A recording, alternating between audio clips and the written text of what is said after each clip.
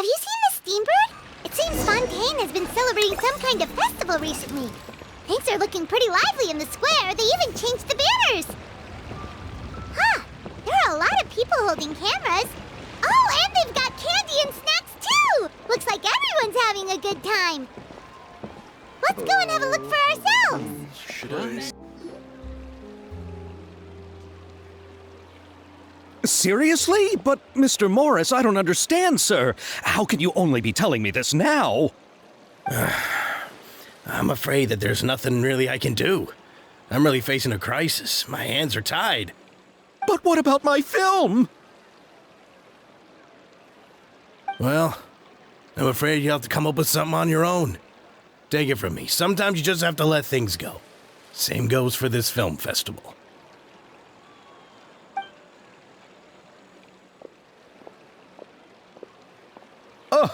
Oh. Hey, isn't that Ksavье? So he's back in Fontaine now. Ksavье! Oh, why, if it isn't the dear Traveler and Paimon. I really didn't expect to bump into you here at this time.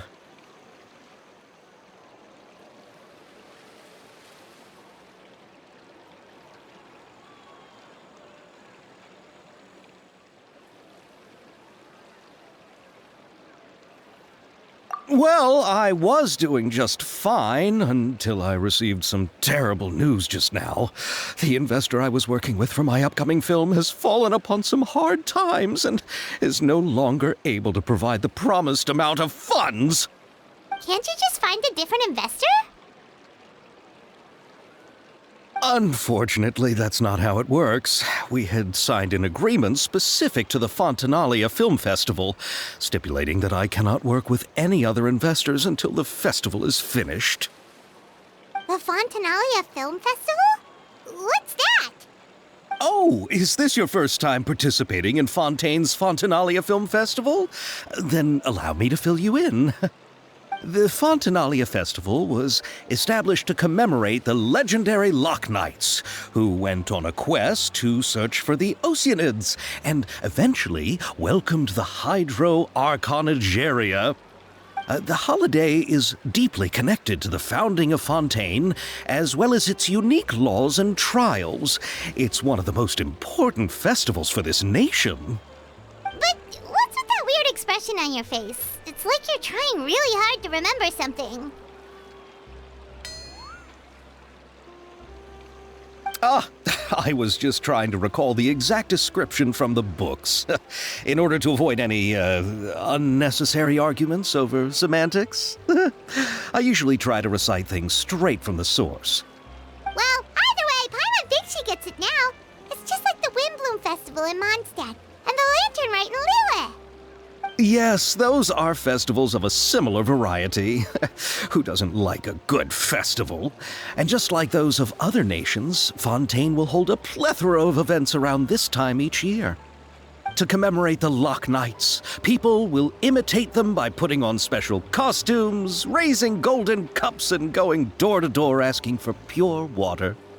But a few years ago, Lady Furine started to find the whole idea a little drab, and so decided to change the part about pure water to sweets.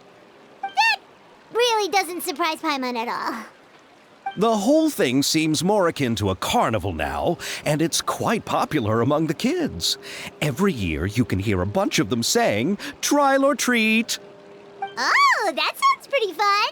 But how does that connect back to the film festival you mentioned? Yes, it appears I've strayed off topic. I just got too excited after seeing you. Let me get back to the point. The Fontanalia Film Festival is an event proposed by the Fontaine Film Association this year. Now that film technology has matured as a medium, it's the perfect time to introduce more people to the art form. During this time, people may submit films to be evaluated, and the entry with the highest score will be given the Furine Award by the association. The what award? The Furine Award! You know, after the Hydro Archon.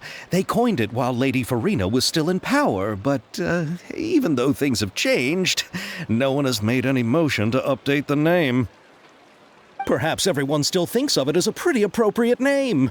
Even though she isn't the Hydro Archon any longer, Lady Furine is still Fontaine's superstar. Anyone with eyes can see the way she shines on the stage. Huh. Alright. Guess the name does work pretty well when you put it that way. Oh, but who would have guessed there'd be an issue with the funding? How will I ever explain this to Miss Tиори? Not to say all the other actors who traveled all the way here from Inazuma. Tиori? Sounds familiar. Where have we heard that name before? Yes, that's her. I asked her to oversee the event's art direction, including the design of the actors' costumes and appearances. Oh, Paimon remembers now! Navia said that her clothes were designed by Tиори, and Kirara's outfit too! How to describe her? Well, she tends to be pretty direct and can be very forceful when it comes to dealing with people. The fashion world in Fontaine has dubbed her the Thundering Seamstress. Her remarkable designs have led many Fontainians to become very interested in Inazuma. Anyway, Tиори is acquainted with all the actors I've invited from Inazuma. Without her help, I don't think I would have been able to get such an international cast for the film. She really is a kind soul. Who are the actors from Inazuma? Do we know them? Why don't the two of you accompany me to the aquabus station to welcome them? Judging from the time, the aquabus should be arriving shortly. Tиори will be waiting to meet me there as well.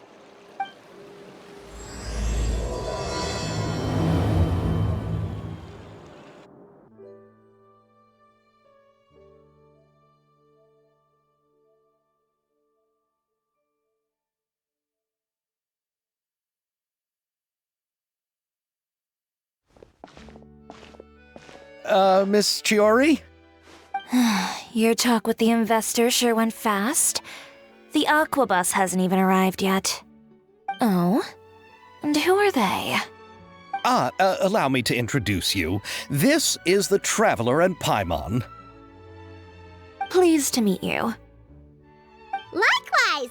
We've heard the owner of Tиори Boutique is a skilled seamstress, so it's a real pleasure to finally meet you in person.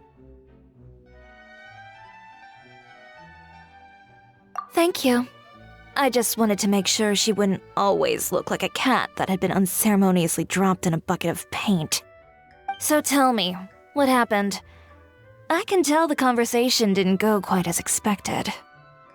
Well, it's like this.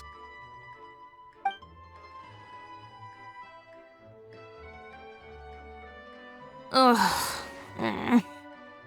I know, Tиori, you don't have to say it. You did remind me that this investor was a little bit sketchy. Yes, there's no doubt about that. But how could I pass it up? He offered me twice as much as the others. And therein lies the problem. Yes, but just put yourself in my shoes. After obtaining such an excellent script, it's only natural that I would want to make the most of the film. The budgets that the others had proposed were nowhere near enough. It's difficult to find someone willing to front such a large amount of mora, so... Don't be sad, Ksavье. We might be able to help scrounge up some more together for you. Oh, thank you, Paimon. That means a lot to me. But the cost of the film is staggering. I'm afraid that any mora we can scrounge together in a short amount of time won't even be able to cover the actors' fees. We need to move on. What's happened has already happened, and there's no changing it. But now's not the time to give up. What? You're saying that you have a plan? No, that's not what I mean. I'm simply saying I wouldn't give up just yet. The actors I recommended aren't just after mora after all.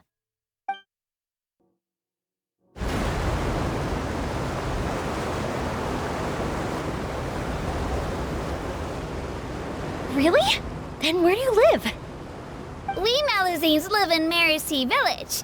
The only way to enter is from underwater. Oh, you must be pretty tired after work every day, right? I mean, you have to swim all that way just to go home. We are so thoughtful. But some Melusines choose to live in the court of Fontaine because it's so much more convenient. This is our stop. Oh, we've arrived. But I haven't even finished chatting with Aval yet. I also enjoyed Aval's introductions to Fontaine along the way. Everything you described was so clear and detailed that we can't help but want to hear more. Thank you so much. I'm usually working here on this aquabus, so I hope I'll have the chance to see you again. There are still many more places I'd like to introduce to you.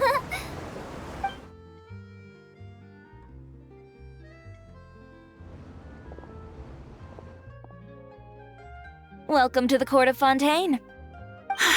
Tиori, you sure have changed a lot. This is the first time we've seen you since you left Inazuma. I haven't realized it's been so long. I was in such a rush when I left that I didn't even get to say goodbye. Thank you for extending the invitation, Mr. Xavier. I'm looking forward to a fruitful trip here in Fontaine. It's an honor to have the head of the Kamisato clan visit us. So they're who you meant when you said you had actors coming from Inazuma? Oh? It's the Traveler and Paimon. Wow, what a coincidence! Ayaka and I were just talking about you on the way here. Are you also here for the film? We just ran into Xavier earlier and came over with him. But I'm not an actress. Sir Kamisato and Lady Ayaka are the real actors here. I'm just tagging along with Ayaka to have a good time together. About that, I mean, how was I supposed to contact you when I was making preparations for the film? I figured you were probably busy, and I didn't want to disturb you. So I could only keep you in the back of my mind while I sought other actors to play the lead roles in the film. I had been thinking about a surprise reunion with you during our trip here, but you still managed to surprise me first. Oh, so you all know each other already! My, what a coincidence! What are the chances everyone could be brought together here like this? Why don't we go to Hotel Debor and catch up over a meal? I've already made a reservation. Huh? Did you reserve 2 spots for us too? Yes, of course, of course. I'll be sure to tell the boss to serve a few more delicious dishes just to make sure there'll be enough food. Very well. Then please, kindly lead the way, Mr. Xavier.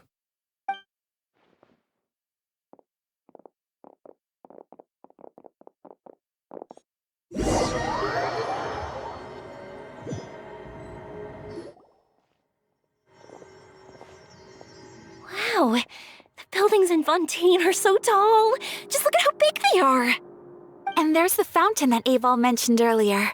It really is a magnificent sight. And look at that huge spinning sphere! Where does it get its power? Wait a sec! Could it be one of those clockwork mecha we've heard so much about?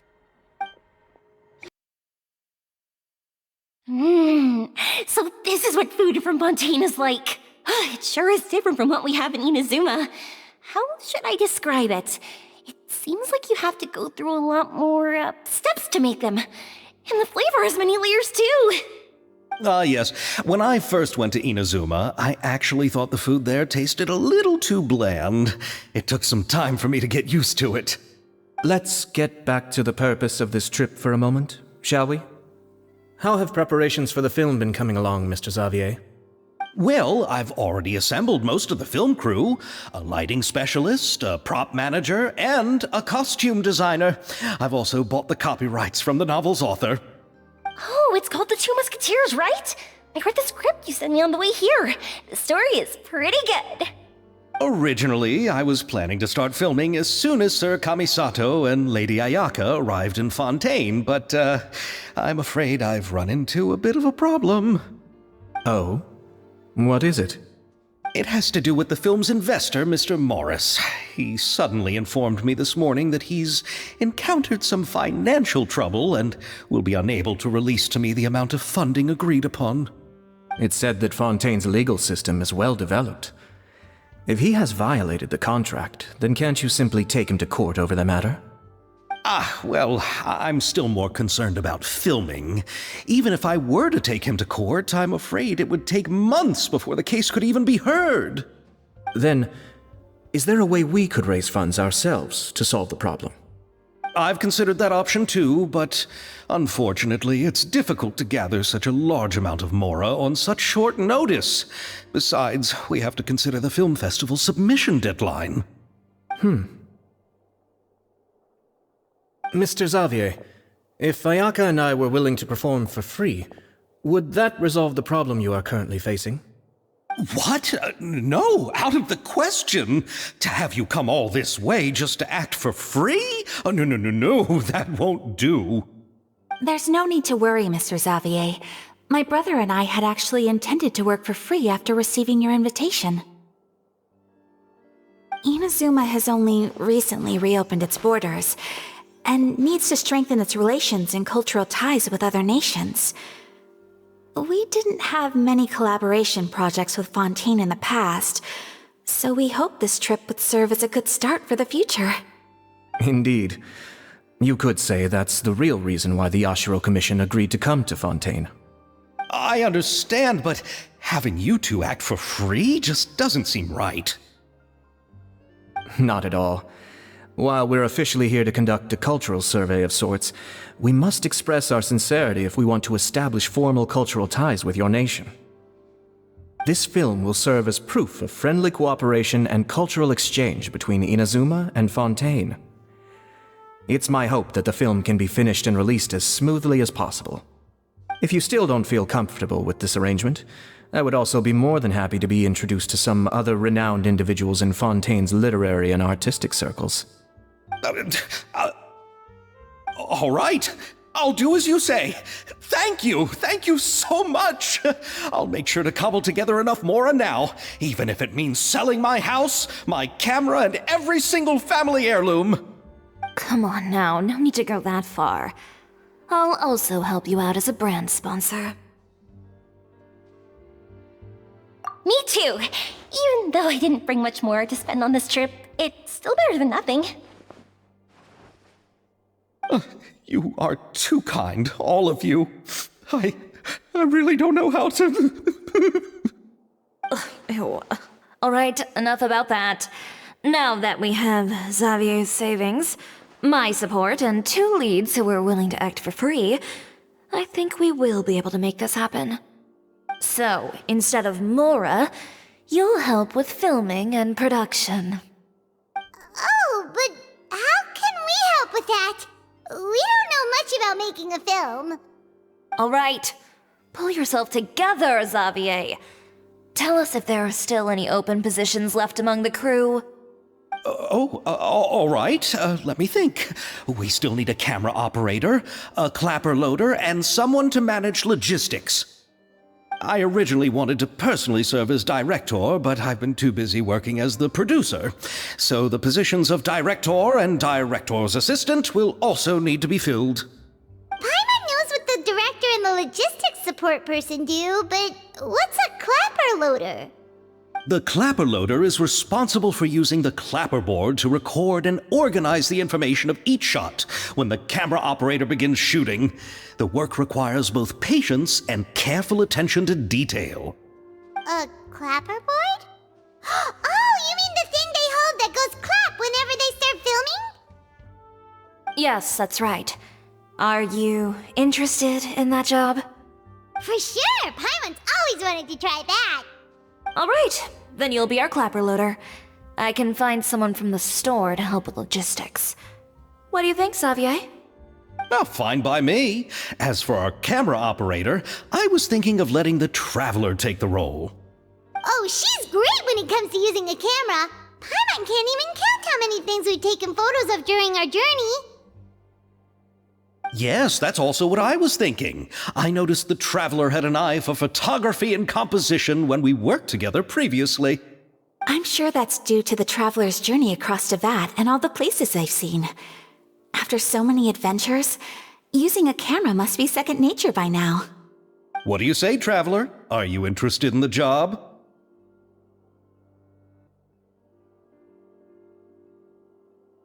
Thank you. It really means a lot to me. Come on, friend. Let me give you a big warm hug.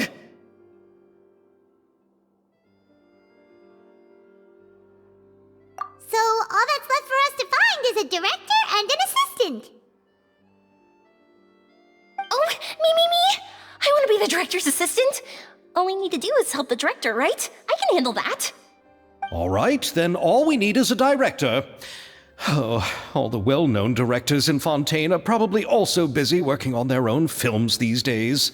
I'm not sure who will have time to help. Oh, Furina helped out a theater troupe recently by serving as an artistic consultant. She could be a good director, right? Besides, it's not like she has anything else to do right now. Furina? Do you really think Lady Furina would be willing to help us with our humble project? Isn't that the name of Fontaine's Hydro Archon? My brother has already informed me about what happened here in Fontaine. Yep, that's her. She helped out a theater troupe not too long ago, and now she's taking up work as a director. Well, Oh, I saw that musical. Her performance was perfect, and the storyboards were also excellent. Don't let her former identity intimidate you. She's the best candidate we can think of right now. You'll never know until you give her a shot. Fine. You're right, Tиори. I'll do anything for the sake of my film. Anything! Then I'll have to ask the Traveler and Paimon to show me the way to Lady Furina's residence. I just hope she'll agree to help. Do you need us to also come along? No, there's no need to trouble you with this. Besides, you've just arrived in Fontaine, and I'm sure there are many places you would like to visit. Just leave this task to me. It's part of my duties as the producer. Very well. Then we'll be waiting to hear the good news. I'll go with you. By the way, you might want to consider bringing a gift. And don't worry, we won't simply drop you off at Furina's place. We know Furina pretty well by now, so having some familiar faces there should help your chances. Besides, the whole thing was our idea in the first place. All right, then I'll start making preparations. As for the gift... A gift for someone who was once seen as the Hydro Archon. I wonder what she would like. I recall that Lady Furina once fancied a clockwork ring, so perhaps I should get another exquisite clockwork contraption for her. Huh? Can't we just bring some desserts, like the Fontinalia mousse? But wouldn't that be a little too cheap? She does like desserts, though. Isn't the Fontinalia festival happening right now? I heard Abel tell us on the aquabus that Furina introduced the tradition of going door to door and asking for sweets. To do something like that, she must have a real sweet tooth. I agree with Ёимия. If the gift is too fancy, it might actually make her feel more uncomfortable. Alright then, let's go buy some Fontinalia mousse.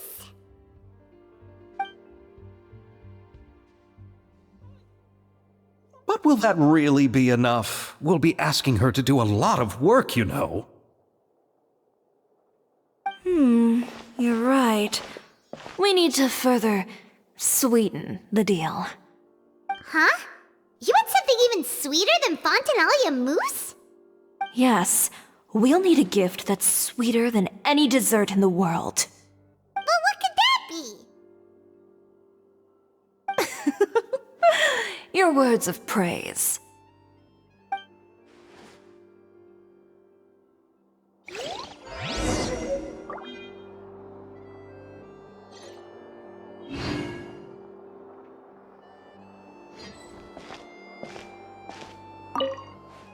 You go ahead. No need to worry about us.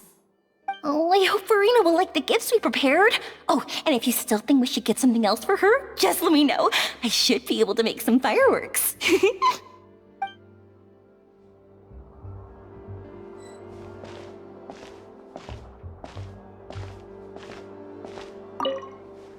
Looking forward to the good news. Remember, this is where Furine lives. Okay, I'll go knock on the door.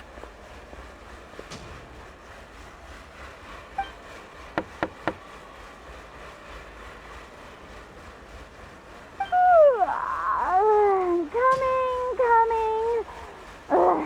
Seriously, who's knocking before afternoon tea? Huh? Who are you?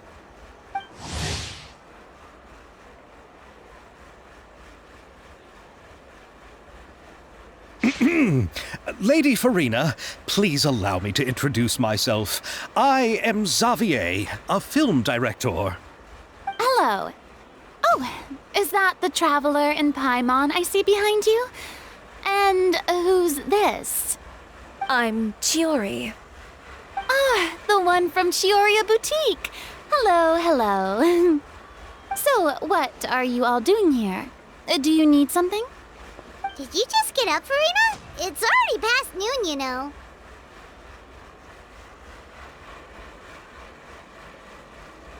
Huh? Paimon means the weather is so nice in the afternoon and the sun is so warm. Just like how you make us feel. Sleeping in late is a really smart idea. No. I was just up late last night reading some novels. What does sleeping in have to do with the weather? This is a small gift we've prepared for you, Lady Furine. We hope you like it. No need to be so formal. I'm just a regular person like everyone else now. Oh, is this Fontinalia mousse? It's one of my favorites. That's great! So, actually, there's something we need your help with. Given your renowned passion and understanding of drama, I would like to ask that you serve as the director of our film crew. Oh, but didn't you just say that you're a director? Yes, but for this particular project, I'm mainly working as a producer. Besides, I'm sure that your understanding of the performing arts far surpasses my own, Lady Furine. Are the Traveler and Paimon also part of the film crew? Yep, we sure are. Paimon's the clapper loader and she's the camera operator. Camera operator? That can be a pretty technical job, and it directly affects the final quality of the film. Are you really up to it? No, I'm not questioning your abilities. It's just that I've never really seen you use a camera before. Maybe you can come up with a test for the Traveler and see for yourself. If she can satisfy you with her camera skills, then you'd have nothing to worry about and can join the team. What do you say? You sure are getting better at rolling with the situation, Paimon. Oh, I do wish to see how skilled the Traveler really is with a camera. All right, how about this? We'll work with what we have. I'll give you some scenarios and see if your work is up to my standards. Very good. It's essential for the camera operator to understand the director's vision. I'll make my decision after seeing your work. Are you ready? I have high standards, you know. Sure. You can come back once you've reviewed the basics of film composition and feel ready. Are you ready? I have high standards, you know. Okay, grab the camera and I'll give you a scenario.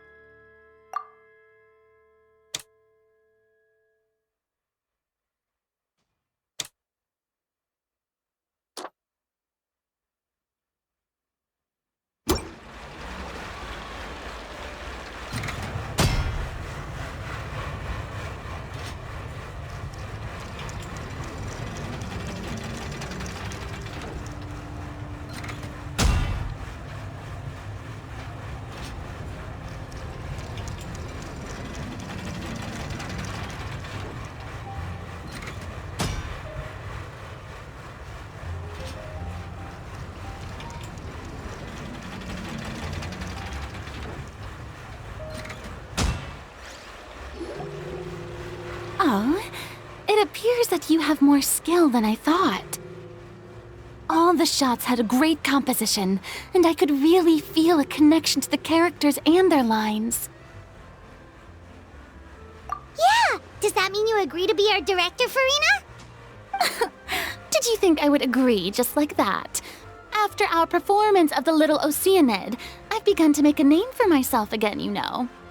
In fact, I've already had several troops approach me for the Fontanalia Film Festival. Unfortunately, the scripts were all pretty boring and didn't pique my interest. If others were to find out I agreed to work with you so easily, then, well... Hey, but didn't we have a deal? What else do we need to do to convince you, Furina? Well, what about the pay? Huh? You know, how much you're willing to pay me to be the director? The pay is also an important factor for me to consider, you know. Well, I can offer you this much? What? That's all? If Nёvilett were to hear of this, he could charge you with underpaying your labor. I'm sorry, but our crew is in a tight financial spot at the moment. I see. Well, even though it's highly unlikely now that I'll join your crew, there's still something I'd like to ask. Exactly what film are you planning to make?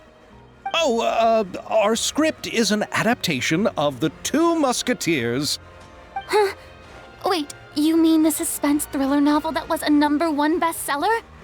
Oh, so Furina's read it too. Of course I read it. I've always had a keen interest in artistic works that strike a chord with the populace. I see. It all makes sense now. You must have used most of the budget to pay for the copyright.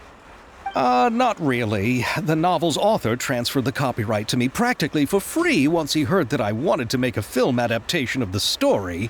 The lack of budget is due to another issue. He probably just wants to get his name out there. So, Mora isn't the most important thing to him right now. It reminds me of a delivery courier who wears one of my designs while traveling all across Teyvat. I didn't charge her much for the outfit either. The exposure she provides for my brand is well worth it. So, are you a big fan of this story, Furina? Well, it's alright. The pacing of the story is good, but the character relationships could use some work. When I was reading it before, I always felt like some things were left on a rather unsatisfactory note. I have high standards, you know. Ahem, Mr. Xavier, if, hypothetically speaking, I agree to be the director, how much freedom would I have in terms of script revisions and creative interpretation? Oh, as much freedom as you would need. I wouldn't dare doubt the tastes of Fontaine's greatest star. Good. Then I'm free to alter the script as I see fit? Absolutely, no problem.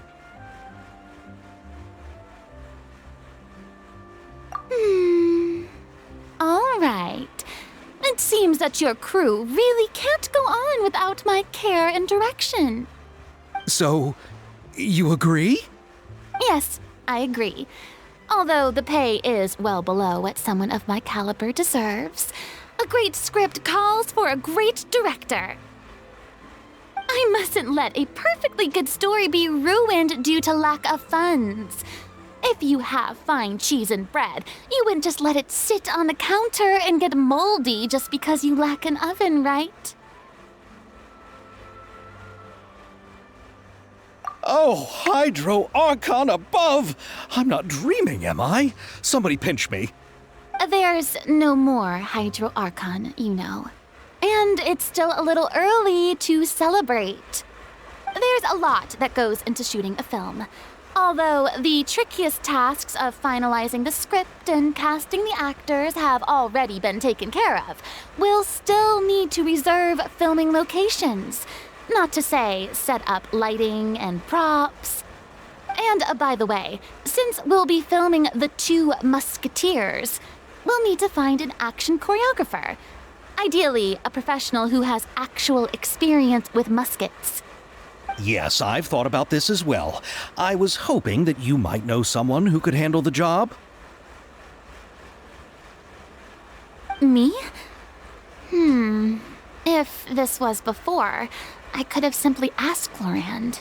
But it's already been some time since I last talked to her. Navia can also use firearms, but unfortunately, her style is quite different from that of the characters in the story. Could we ask the Special Security and Surveillance Patrol? Oh, you mean the Special Patrol's Musketeers? Yes, that's right. They work with muskets every day. I can't think of anyone more qualified than them. They would be under Nёvilett's jurisdiction. Unfortunately, I don't have any connection with them at all. So, in the end, we still have to start by talking to Nёvilett. No need to go to all that trouble. I know their captain, Ševrёz. Oh, you do? Wait, Tиори, how do you know the captain of the Special Patrol's Musketeers? No particular reason. Running a business means dealing with some trouble from time to time, and she's helped me out on a few occasions.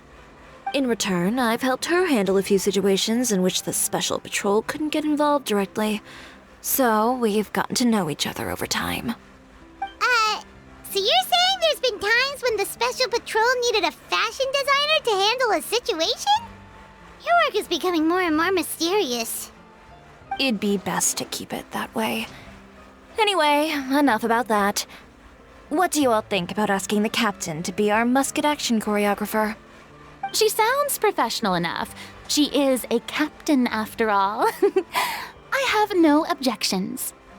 But I imagine the Special Security and Surveillance Patrol must be busy with their duties. Do you think she'd really have time to help with shooting a film? And then there's the issue of pay. Well, it just so happens that she's also not the kind of person that's just after Mora. As for whether she has time, I'll have to go and ask her first. Then I'll leave that to you. Macaroni's on sale today, so I've got to go. You can just tell me how things went when we discuss tomorrow's plan later. No problem. Having Furina join feels like a big boost to our team. Of course. Just wait until the day of our premiere. You'll witness the true power of my name in these lands. You'll be so glad I agreed to help. I can guarantee that even the standing tickets will be sold out. I'll be sure to ask some people I know to see if they'd be willing to act as extras. Seems like you're finally getting more comfortable with your own reputation now. I didn't ask for the Clapper Loader's commentary, Paimon. Then let's get going. I happen to know where Ševrёz is today. By the way, I'm curious. If my pay is so low, then what about our two lead actors? Didn't they travel here all the way from Inazuma? Actually, they told us that they see the trip as part of a cultural exchange, so they didn't ask for any pay. What? So is every person in Teyvat who doesn't want money gathered here to shoot this film? Don't tell me Tиори isn't being paid either. I already knew Ksavье from before, and he's also agreed to give my brand some good exposure. It seems the gods have really smiled upon you, Ksavье. And that certainly doesn't include me, mind you.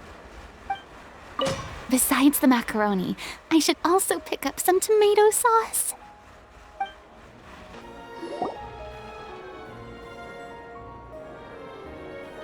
All right, this is the place. But where's the captain? There's hardly anyone around here. She's over there. The one with an eye patch reading in front of the newsstand. Oh, her! Paimon could tell there was something different about her. She seems kinda intimidating. Please wait here for a moment. I'll go fetch her. She's working now, so you might not want to get in her way. Working? But isn't she just standing there and reading a novel? Just trust me. Oh, alright, let's see what happens then. Tиori sure is a mysterious person. She claims just to be a fashion designer, but she knows all these powerful people. The court of Fontaine isn't particularly tolerant of visitors from overseas, so it isn't easy for a foreigner to promote their brand here. Even more so in the competitive world of fashion.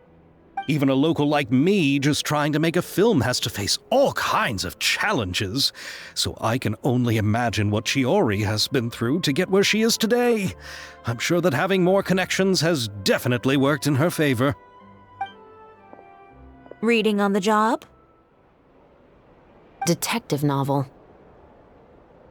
One main character? No. Multiple. Branching storylines. I see. How's the plot coming along? One of the main characters is about to make a choice that will affect the rest of his life. I'd wager he's going to make the wrong choice. Anyway, to speed things up, there's something I need your help with. You know that doesn't depend on me. It all comes down to what the character chooses. Which is exactly why I'm here to help.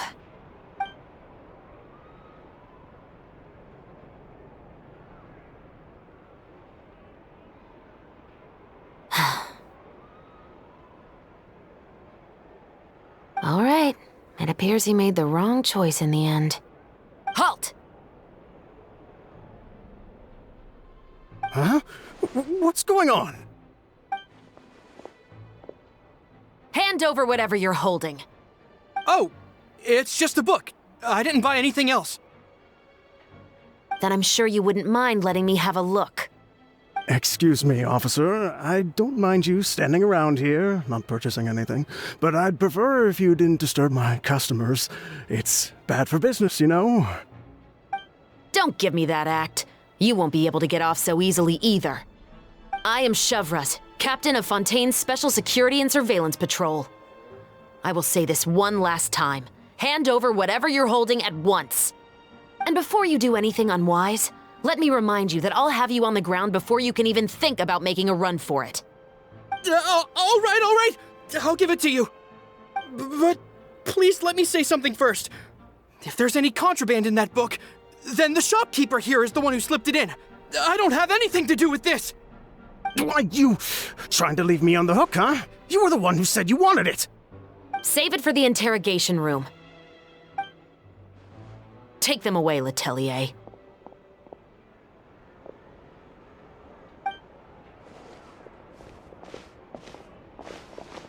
What's going on here?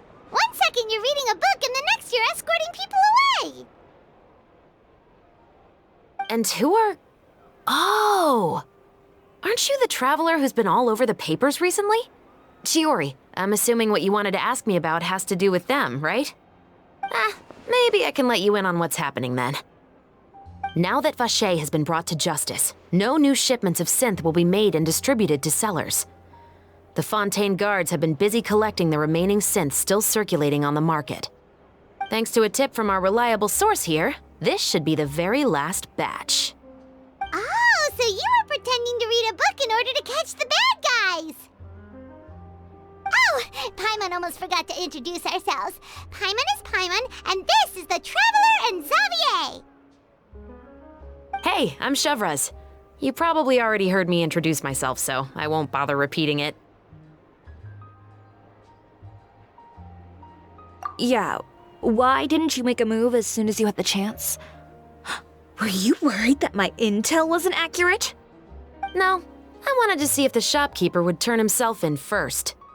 All he had to do was come up to me and say that he didn't know where the synth had come from. If he did that, then I wouldn't have had to press charges on him. He had the whole day to turn the synth over to Ševrёz. But instead, the moment I came up and blocked Ševroz's line of sight, he took the opportunity to sell it off. Yep, he made the wrong choice, even though the right choice was right there in front of him. But you knew they wouldn't make the right choice. Yeah, I knew. I was just hoping I'd be wrong for once. Enough about that, though. What did you want to ask me about? Oh, you see, it's like this.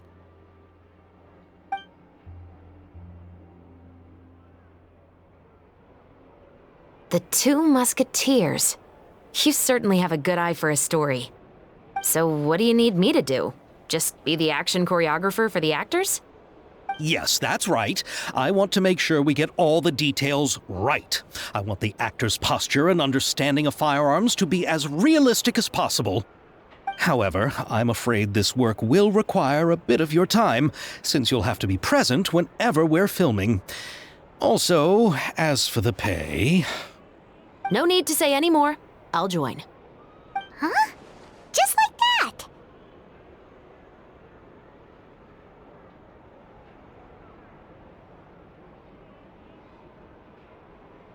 Really? You're willing to help us with our humble film project? Sure, it's no big deal. As I said, we've wrapped up our investigation here, so I don't have any other tasks on my plate for the moment. Besides, I personally really like this novel. I even have the collector's edition at home. Stories where justice prevails over evil never get old for me. Then we've got a deal? Yes, I'll see you on set tomorrow. Oh my! I can hardly believe it! I should tell Lady Furine immediately. Oh, and I must tell the prop manager and lighting technician to get everything ready. We start filming tomorrow! Calm down, Ksavье. The film is going to take more than just a day to finish. Still, I should also head back now and start preparing the actors' costumes and makeup.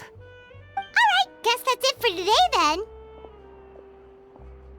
Traveler, Paimon, please stay for a moment. I have something to tell you. Then I'll take Ksavье back. Poor thing. He's so excited that he can't even walk straight anymore. I don't want to spend our first day fishing our producer out of the fountain.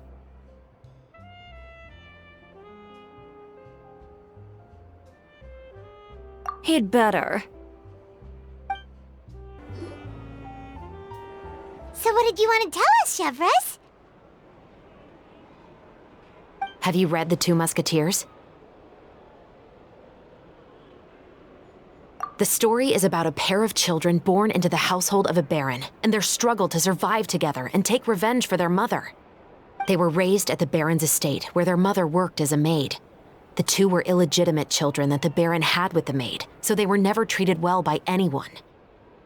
One day, upon returning home, they found their mother had been murdered and left dead on the floor.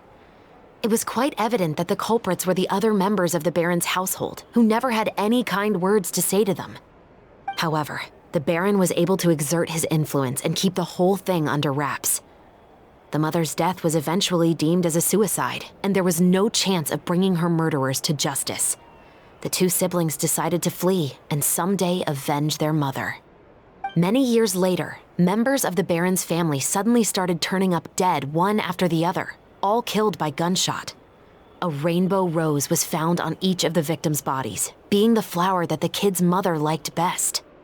The baron believed that the mother's soul had come to take vengeance on him, so he lived in fear each day.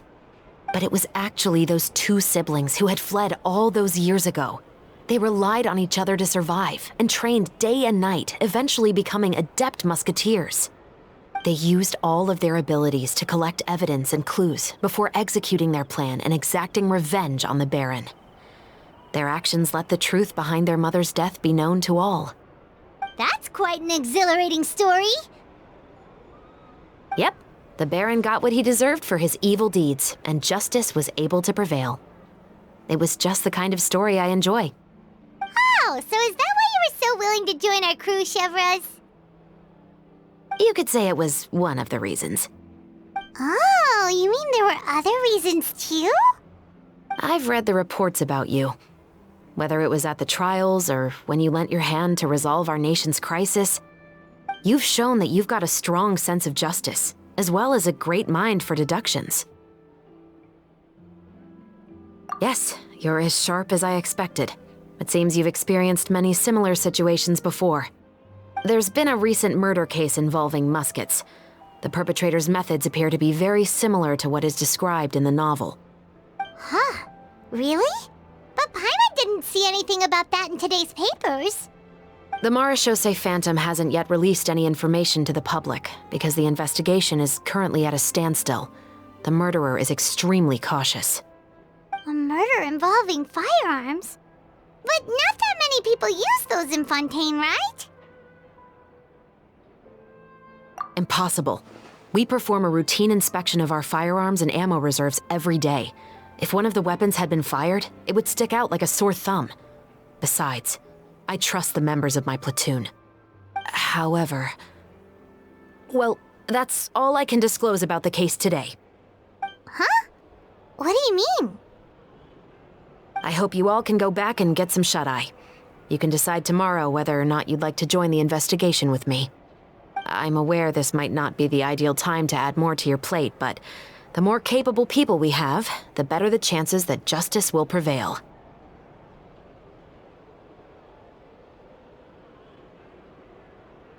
Carrying out investigations isn't actually supposed to be our responsibility. Our job is to apprehend the perpetrators. Finding them is really up to the Marechaussee Phantom.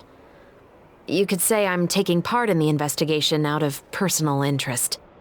I don't want people to see muskets in a negative way, and also, I'm concerned about the similarity between the crimes and the story. You mean, they might be connected somehow? I suspect so. Just to make myself clear, this is not an order, nor is it a deal of any kind. It's a request, nothing more. If you two have any interest in the case after we finish filming tomorrow and are willing to assist me, then I would be most grateful. What do you think, Traveler?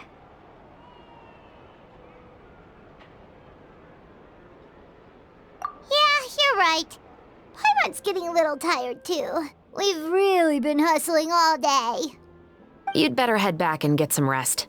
It's good to keep a calm mind, especially when you're about to make an important decision. Otherwise, when the moment comes, you might end up like that shopkeeper and not even realize that the right choice is right there in front of you.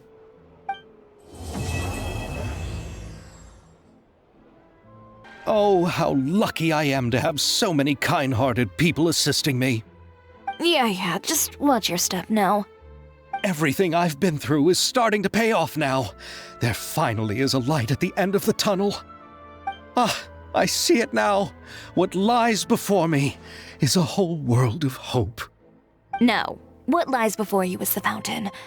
I hope you can start seeing clearly, or you'll end up taking a dip in it. Here, Yoimiya. Try some conch madeleine. No, you ordered it, Ayaka, so you should be the first to try. To be honest, I ordered it for you. You're fond of desserts, aren't you? Well, in that case, I guess I shouldn't refuse. Let's try some together. All right.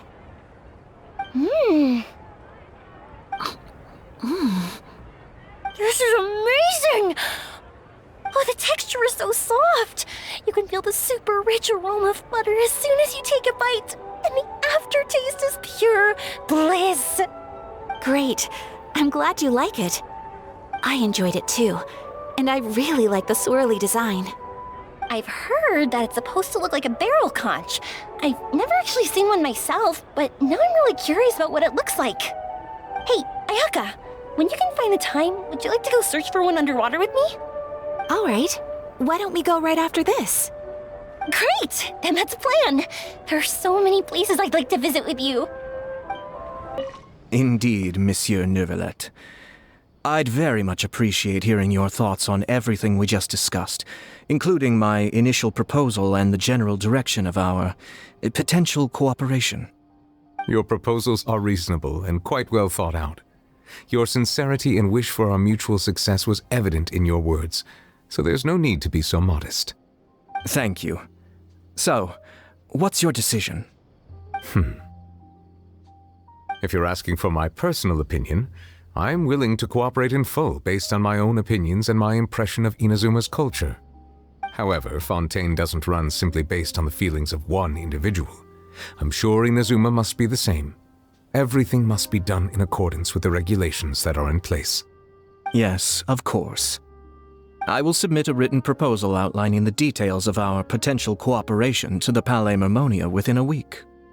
And I look forward to hearing from you. It's finally time to meet up with everyone! Paimon even dreamt of making the film last night. If Paimon remembers right, we're meeting at Hotel Debor. Let's get going! Ayaka! Yoimiya! You're already here! Good morning. Ksavье said yesterday afternoon went well. Yeah, and how about you, Ayaka? What were you up to yesterday? After we split up, Aaito went to see Udex Nёvilettt at the Palais Mermonia. I was originally thinking of going with him, but he said he could manage it himself. He told me to go see the sights around Fontaine and to enjoy the local culture. So I rode the aquabus with Yoimiya and visited the opera house on Aranias Island. Yeah, you wouldn't believe what we saw there! 2 mechanical puppets that were dancing together! You've already seen them, right? Yeah, those two! Amazing, aren't they?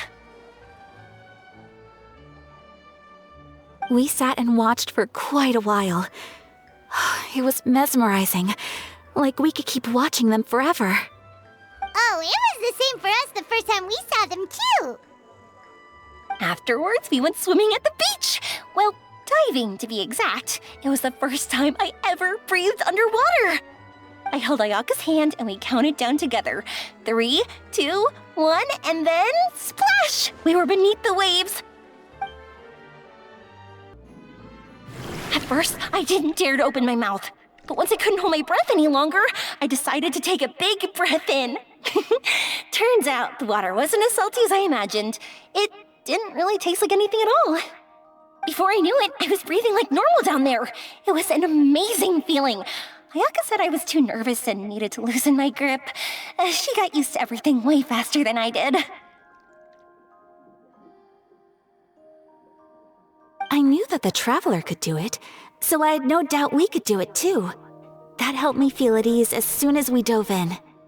The underwater world in Fontaine truly is beautiful. I love seeing the romaritime flowers blossoming underwater, like little candles lighting up the streets at night. Yeah, and there were so many creatures that we've never seen in Inazuma. Like those fish that shimmer like a sword blade. Whoosh! Oh, and those big fish that call when they see people. Ooh. Oh, you mean Hunter's Rays and Blubber Beasts. I just love the name Blubber Beast. Just wait till Pops and the others hear about this. They probably won't believe a word I say. Yoimiya was down there for quite a while. It was dark before we finally rode the aquabus back to the city. I figured she'd want to sleep in today. Yeah, even I was worried that I wouldn't be able to get up. I still felt like I was drifting in the waves when I went to sleep last night. But as soon as I woke up today, I remembered that we'd all be shooting a film together, and I was ready to go. Speaking of the film, where's everybody else? My brother and Ksavье were speaking to the restaurant owner about using the place as a filming location. They should be here soon. As for the others, We're here. Please excuse my tardiness. I just finished the Special Patrol's 6-mile morning jog. Wait, 6 miles? I'm so tired. I heard you all chatting, so I decided to come down. I sure could use some of that endless energy everyone else has. Good morning, everyone. Morning. Can someone fetch me a cup of coffee? More milk, hold the sugar. Sure, I'd be happy to do that for you. No, you can't go anywhere. Please, have a seat over here so I can get started on your makeup. The last thing I want is coffee stains on my costumes. I can get the coffee. It's the perfect job for an assistant.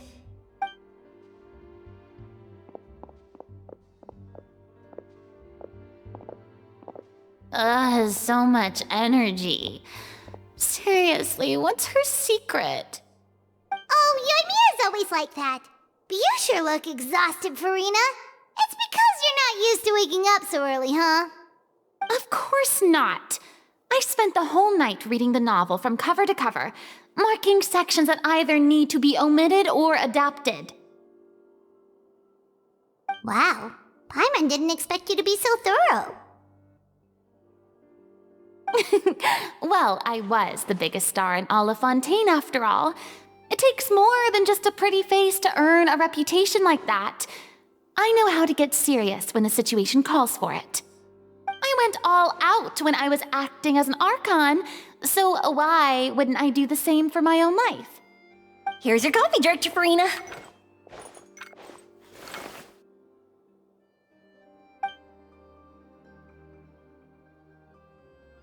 Oh, thank you. The sound of being called director and the aroma of coffee feels almost as refreshing as hearing the birds chirping in the morning. Oh, it seems everyone has managed to arrive on time. We've reached an agreement with the restaurant owner. We are free to use the second floor to shoot our film. Really? That's great! He is really looking forward to our film, and hopes that providing his restaurant as a filming location will attract more customers. Well then, Mr. Xavier, I'll leave the rest to you. Okay, thanks. First, I'd like to introduce our new members. This is our prop manager, Veronique. She'll be in charge of all the film's props and items. And this is Bonneau, our lighting technician. He'll be in charge of lighting and illumination to set up each scene's atmosphere. Wow, sure feels like we have some real professionals joining the crew now. First of all, please allow me to first express my sincerest gratitude to everyone in the crew. When my investor informed me yesterday that he wouldn't be able to provide the funds, I really thought that this was the nail in the coffin for this film. I had no idea that I'd find so many people willing to help me on such short notice. Thank you. Thank you all from the bottom of my heart. No need to be so cordial, Mr. Xavier. We're all honored to be a part of this. Your works made a profound impression on me when I saw them back in Inazuma. I am sure that someday, this film will be remembered as a prime example of cultural exchange between Fontaine and Inazuma. Yes, the story is the reason I agreed to join.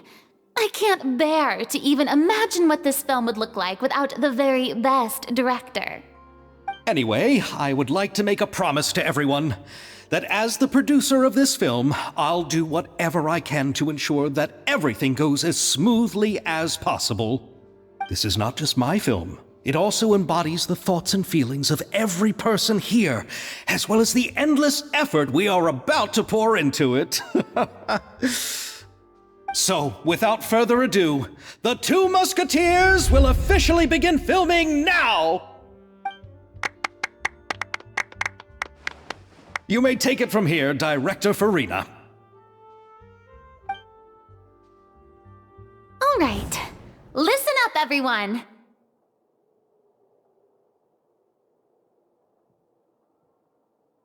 The first scene takes place when the two young musketeers are living at the Baron's home, still unaware of all that is about to happen to them. We'll need props and lighting to set the scene.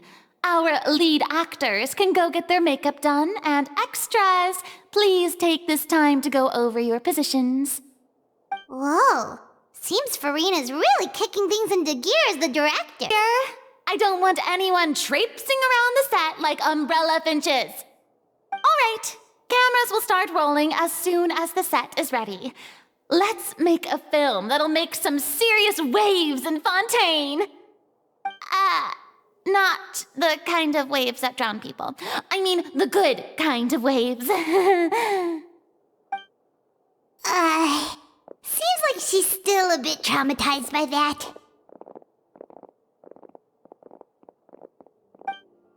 Anyway, let's go see if there's anything we can do to help.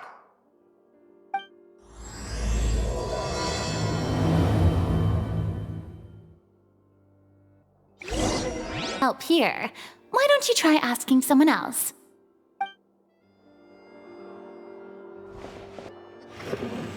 how about here? A little more to the left. You got it. Hey, Ёимия, do you need a hand? No, I'm fine. You know, doing the lighting is kind of like designing a fireworks show. It's interesting to imagine what kind of atmosphere the lights will create. I heard that the Traveler will be operating the camera and Paimon will be the clapper loader, right? Those roles are just perfect for the two of you. Really? Is that because it'll be easy for Paimon to hold the clapperboard while flying? Well, sure, there's that, but that's not exactly what I meant. I just think that after all your journeys together, you two must have developed a super close bond and just naturally know how to work with each other. If I'm not mistaken, the director will want the cameras rolling as soon as the clapperboard goes clack.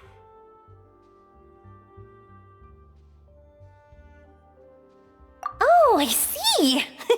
It's amazing to see the magic behind filmmaking. Ёimia, we need lights over there too. Oh, on it! I've got to get back to work. Chat with you later. Oh, it's exciting to see so many people working together to bring the film to life. Seems like Yoimiya's really getting into it. But she was right. We do have a super close bond, don't we?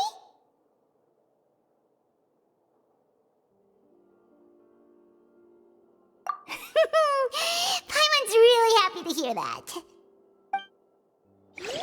Ah, so this is what a musket looks like. Not exactly.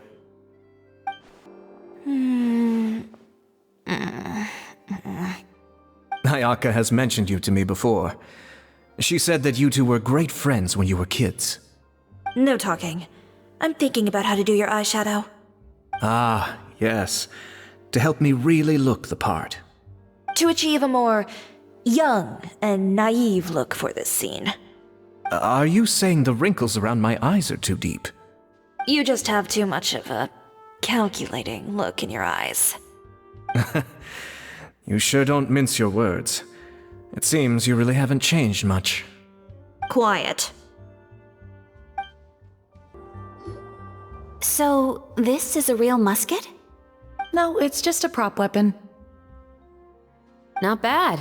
Have you seen a real musket before? Only in books and newspapers. I made this one based on the relative shape and proportions I saw in reference images. When we're filming, some special gunpowder will be applied around the muzzle, which will help create the flash and smoke effects of a real gun being fired. Which means it'll be up to the actors to portray the recoil. That's right. The sound effects for gunshots will also be added in post-production. Thank you, Veronique. I think I know where to start now. However, the musket's gears and firing pin could still use some work. Adding some wear on the metallic components will make them appear more realistic. Also, be sure to rub the muskets with some oil each time before we start shooting. That'll give the impression that the firearms have been well maintenanced. Good point. You seem to know a lot, Miss Shevrёz. I assume you use these types of firearms on a regular basis? Yes, I perform routine maintenance on my weapons every day. Just like we as people need to eat and sleep, muskets need to be cleaned and maintained. I also perform similar care for my sword every day, and familiarize myself with its shape and weight, to the point where it feels like a natural extension of my body. Yes, this way, our weapons will never betray us in the heat of battle. Yes, well said. It seems we have the same philosophy on this topic. Oh, sounds like they found a common interest to talk about. Though these props differ from the muskets I use, I can still give you some pointers. Good. I look forward to your instruction. First and foremost, never point the weapon at anyone, regardless of whether it's a real or prop weapon or whether you're holding it or it's on the table. This holds for any time when you're not actively engaging an enemy. Okay, understood. When aiming the musket, extend your arm so that it's level with your shoulder, and use your eye to look down the weapon's sights. Like this? Not bad. Now, try saying your lines. This is the end of the road for you. Good. Now turn your body a little. That way, you'll give your enemy less of a target to work with. And relax your shoulders. Here, allow me to demonstrate. This is the end of the road for you. Huh. Excuse me, Miss Tиори. Director Furine, there's something I wish to discuss with you. Oh? What is it? Like this? Yes, much better. What do you think? I do see your point. But are you sure you wish to do this? I believe it would be most fitting. Well, if you insist. All right, I understand. Miss Аяка, Miss Шеврёз, could the two of you please come over here? Huh? What's going on? Are we gonna start filming now? Let's go see. What is it? I have a question for you, Miss Ševrёz. Would you be willing to play the role of a musketeer? What? To clarify, I would like to turn over my role to Miss Ševrёz. But brother... Don't worry, Аяка. I actually view this as a good thing. I was becoming troubled trying to set aside some time to speak to the staff at the Palais Mermonia. I would like to have some conversations about the cultural exchange between our two countries, and I've heard that the bureaucratic process here can get rather complicated. Now, I will be able to focus on my work. Besides, you also know that I'm not really one for public performances. Are you really sure? From a director's point of view, I also felt like the relationship between the two musketeers in the original story could be improved. The older brother in the story plays the lead role with his overbearing character, but this causes his character to overshadow that of his sister, and the theme of the two supporting and relying on each other isn't conveyed very well. But if we were to change the siblings to two sisters of a similar age, then that aspect of the story might come through more clearly. Also, I've seen you instructing Аяка. That cold and dignified personality is exactly what we need for the older musketeer. Of course, even with all these insights, the decision should still be made by Miss Ševrёz. Ševrёz mentioned that she really likes the story, right? Paimon bets that she'll take the role. All right, I'll take the role. Good. It's decided then. I'll get started on making edits to the script. We'll also need to make some immediate adjustments to the lighting, props, and costumes. I have a feeling that our adaptation will be even better than the original story. You're doing a great favor for me, Miss Ševrёz. You have my gratitude. Don't mention it. I like this character, so if anything, I should be the one thanking you. Well, since my brother is the one who brought up the idea, I suppose there's no need to worry. Let's go, Miss Ševrёz. I look forward to working with you. Please, just call me Ševrёz.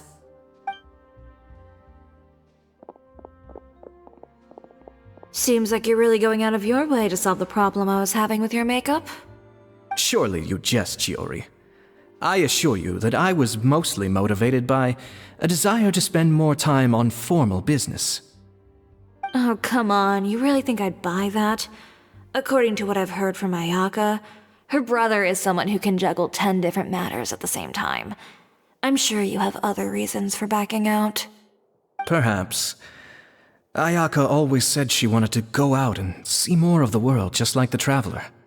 But I feel that she needs not only to see other nations, but also to make some different kinds of friends. I think it would be harder for her to make new connections with me constantly by her side. I would like to give her some space. Alright, go on. Spoil her some more. Ayato! It's too bad you're stepping down from the role. Paimon really wanted to see you act as a musketeer.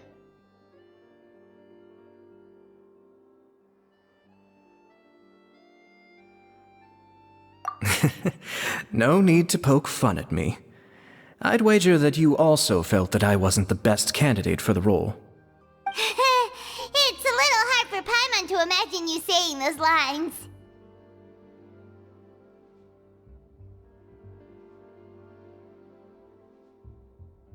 Yes, I've made an appointment to meet some people from the Palais Mermonia. Now, I will have some more time to prepare. Traveler, get the camera ready. Paimon, get the clapperboard. Actors, to your positions. We're about to start shooting the first scene. Go on now. And please take good care of Ayaka. Yep, don't worry.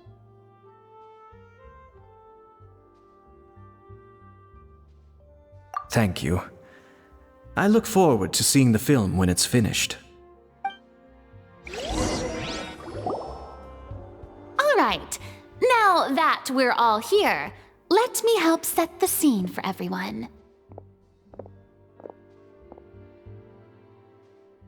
The first scene takes place when our two main characters are still living at the Baron's estate. They've been ostracized and verbally abused by others in the household, but they still have no idea why.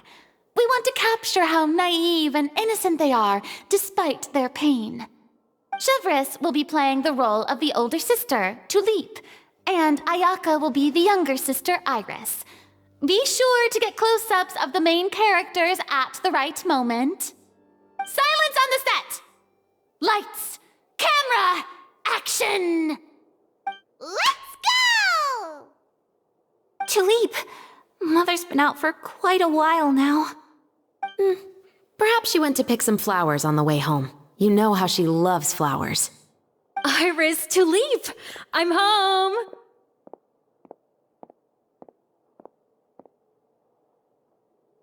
Mother! You were out for so long, we were beginning to worry about you. I'm sorry, but I'm back now, safe and sound. Here, I brought your favorite treat, apple turnovers. Mother, what are those bruises on your hand? Huh? What bruises? Oh, I must have bumped into something while I was working yesterday. But I didn't notice them this morning. Then perhaps they're from when I accidentally tripped when I was out just now. By the way, did you have fun playing at home? What's the matter, Iris? Well, we've realized that no one really wants to play with us. They even took Iris's doll and spat at us. And they even called us names. They said we were... Shh! It's all right, don't worry. Girls, listen to me. It doesn't matter what anyone says. Don't listen to them. No one can define you with such words. You both have wonderful lives ahead of you. Just like your names. You will both blossom like beautiful flowers. Maybe your time to blossom hasn't quite come yet, but one day, you two will bloom more beautifully than anything else. Don't let the soil you're in now ruin your future beauty, understand? My dear daughters. And cut! Not bad. The actors' emotions were all on point. Let's keep that take. Also, if our clapper loader could avoid shouting at the start of the scene next time. Oh, got it. Great. I was a little worried that my nerves would get the better of me. What about you, Chevrёz? I felt fine. The lines weren't too difficult at all. Seems like Furine must have adapted the role nicely. You two were great. I couldn't tell it was your first time acting in a film. You should have more confidence. Thank you for your encouragement. Positions, everyone! We'll move on to the next scene after we try a few more camera angles.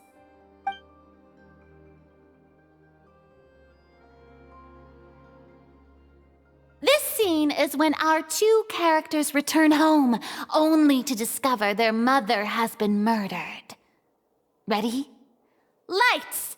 Camera! Action! Mother, we're back! Mother?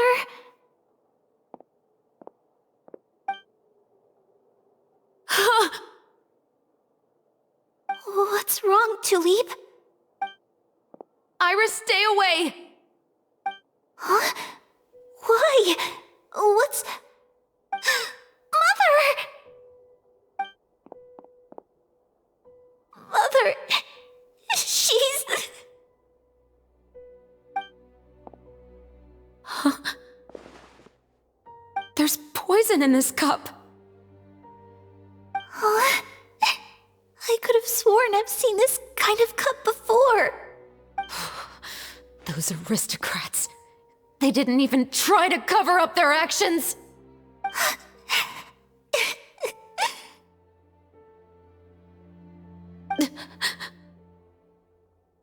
Iris, we need to leave this place. Leave? But now that Mother is gone, where can we even go? Anywhere. All I know is that we can't stay in this house. But are we just going to let them get away with this? We'll have our revenge, I promise you. Just not right now.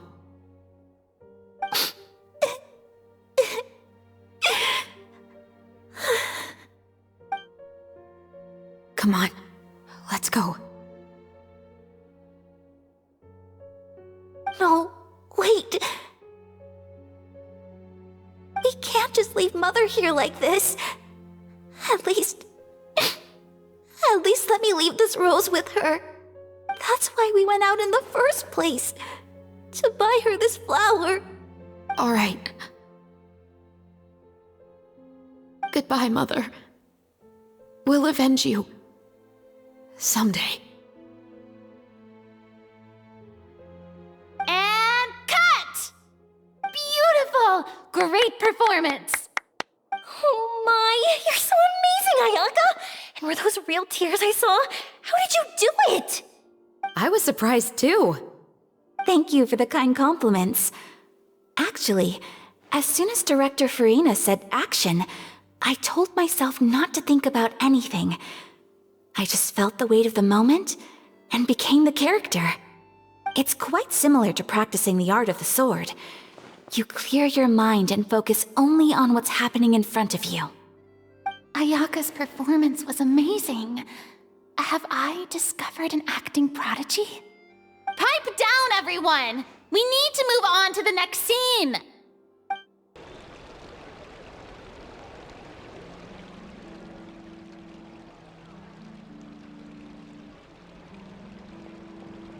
Huh? Are we done already? But Paimon wants to keep playing with the clapperboard. How do you feel, Traveler? Is your arm sore from holding the camera all day?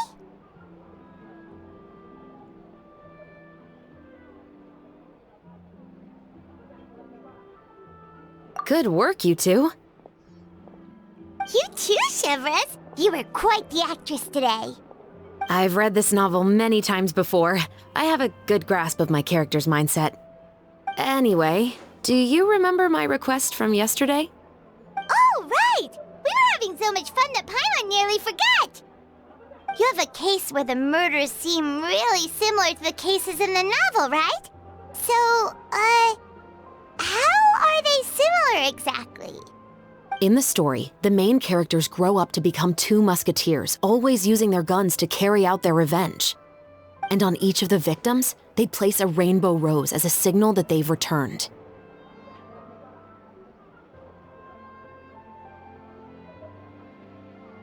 Yes, that's correct. We found rainbow roses just like in the novel. Seems like you're connecting the dots now. Oh, that does sound pretty concerning. Especially after seeing the script today. Ooh, now Paimon can't stop wondering what kind of ulterior motive the murderer might have. What do you think, Traveler? You're smart. Paimon wants to hear your thoughts. Good. On behalf of Fontaine's Special Security and Surveillance Patrol, thank you for your dedication to justice.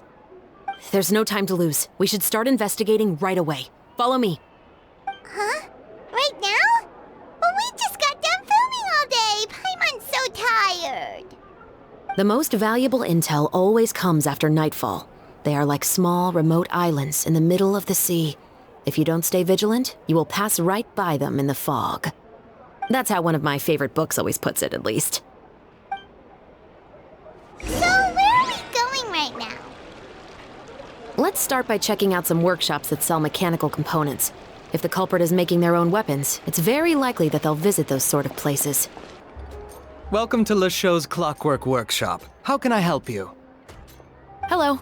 I'd like to know if anyone has purchased some special components lately. Special components? Sorry, could you be more specific? I mean the kind of components that aren't typically used for clockwork toys, but for firearms. Huh? For firearms? No, we don't sell those sort of things here. Don't misunderstand. I'm not here to cause any trouble. We are merely investigating a case, and we're hoping that you could cooperate. Well, to be completely honest, I'm not even sure what kind of components that would entail. Has anyone ever purchased components here as an individual rather than on behalf of an organization? We have a lot of customers who buy toys, but those who buy components are all regular customers who buy in bulk on behalf of their organization. Is that so? I understand. Thank you for your cooperation. You're welcome. It's the least I can do. Oh, hey, Shevrёz. Run out of oil for your musket again? Hello, Estelle. I want to know if anyone has come to your shop recently to order some firearm components. Oh, is this another case? Let me think. I don't think so. Some people have requested that I make some prop guns for the Fontanalia Film Festival, but I refused all of those requests. Oh? Why's that? Because there's no profit! I only make things here that can do some real heavy lifting. I don't have the energy to make some new molds just for the festival. Then has anybody come specifically looking for mechanical components? Well, I usually sell off my scrap to the Flёv Sandr. I don't typically give them to one specific person. I understand. Thanks for your cooperation. Don't mention it. Always happy to have the Musketeers' patronage. Seems like we haven't found any leads to go off yet. Yeah, unfortunately. All right, let's head to Flёv Sandr next. Huh? Are you sure? People might not be so thrilled to see the captain of the special patrol there. You think so, huh? Then I guess you don't know. Huh? Know what? That I grew up in Flёv Sandr. It's been a while, Tétro. Please, just get on with your request. I want to know if you've heard anybody talking about muskets lately. Information isn't free, you know. I've heard that bandits have been extremely active in the countryside recently, and they've been affecting the delivery of goods to Poisson. I can allocate some more manpower to help out with that problem. What do you say? You're still as helpful as ever. One of our men got drunk at dinner about a month ago and lost his gun. 3 days later, it turned up in the corner here. What's weird about that? He just forgot where he put it, right? This is Flёv Sandr, my friend. Anything of value left in the tavern won't ever make it to the next day. But that gun turned out to be an exception. It didn't get any new wear and tear on it, and didn't even appear to have been fired. We were quite mystified as to what could have happened. I suspect it came back because the weapon was already known to the guards. You mean, a criminal was afraid the Marechaussee Phantom would use the shot marks to track them down? Maybe. But if that's the case, the culprit really took great care to avoid getting caught. I didn't say anything about a criminal. In Flёv Sandr, knowing who was killed is as easy as knowing what clothes you're wearing today. It's the guy living in the east side, isn't it? I've never liked him. Every time he's here, he just orders a drink and sits there with a nasty look in his eyes. So, who was the one who place. Don't bother. Even if you ask, he wouldn't admit to owning a gun to some strangers. Not to mention the captain of the Special Security and Surveillance Patrol. He's right. I know you grew up here, Shevrёz. Even though you're on good terms with the Spina, you've still been gone too long. Not many people know you here now, and a lot of people don't like the Special Patrol. I know. So take my advice and don't show your face too much around here. It's for your own safety. I'll come and go as I please, and I'm afraid I'll be appearing more often due to my work. All right. Don't say I didn't warn you.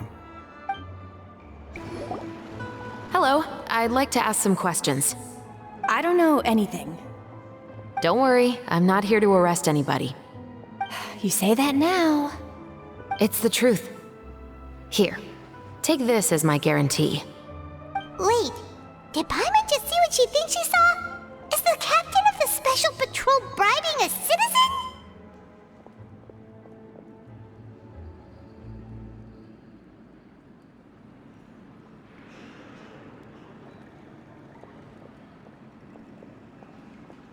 Seems you're different from the other guards. What do you want to know? Have you heard anything related to muskets in Flёv Sandr lately? Anything at all? Muskets, huh? All I know is that about 2 weeks ago, we started hearing some loud noises at night. So loud that it's been waking me up. Were they gunshots? Possibly. It's hard to tell around here. Someone's house collapsing, a pipe exploding somewhere, it's all the same. But the noises I'm talking about definitely happened after I fell asleep. Do you know where the noises were coming from? I don't remember clearly. Is it that you don't remember, or that you need to think about it some more? You tell me. Then please, think about it some more. She's giving her even more Mora!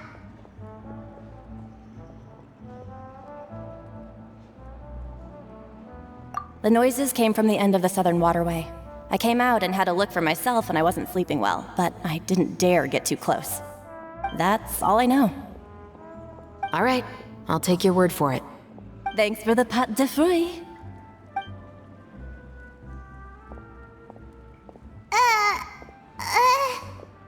No need to be surprised. I grew up here, remember? I know how to get people around here to talk.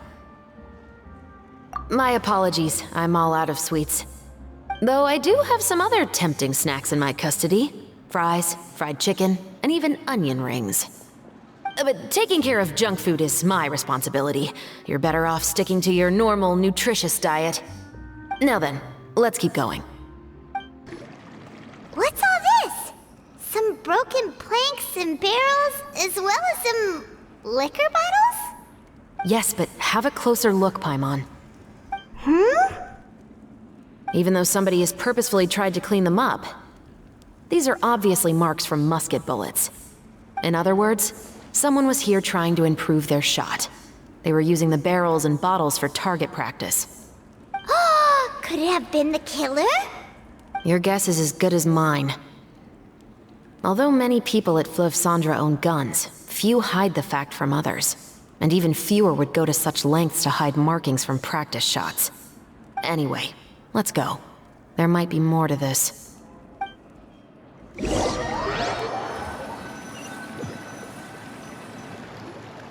Seems like that's all we'll be able to uncover for today.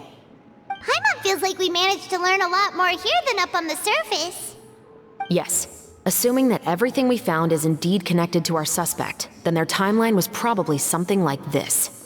A month ago, our suspect found a gun and took it home to disassemble it.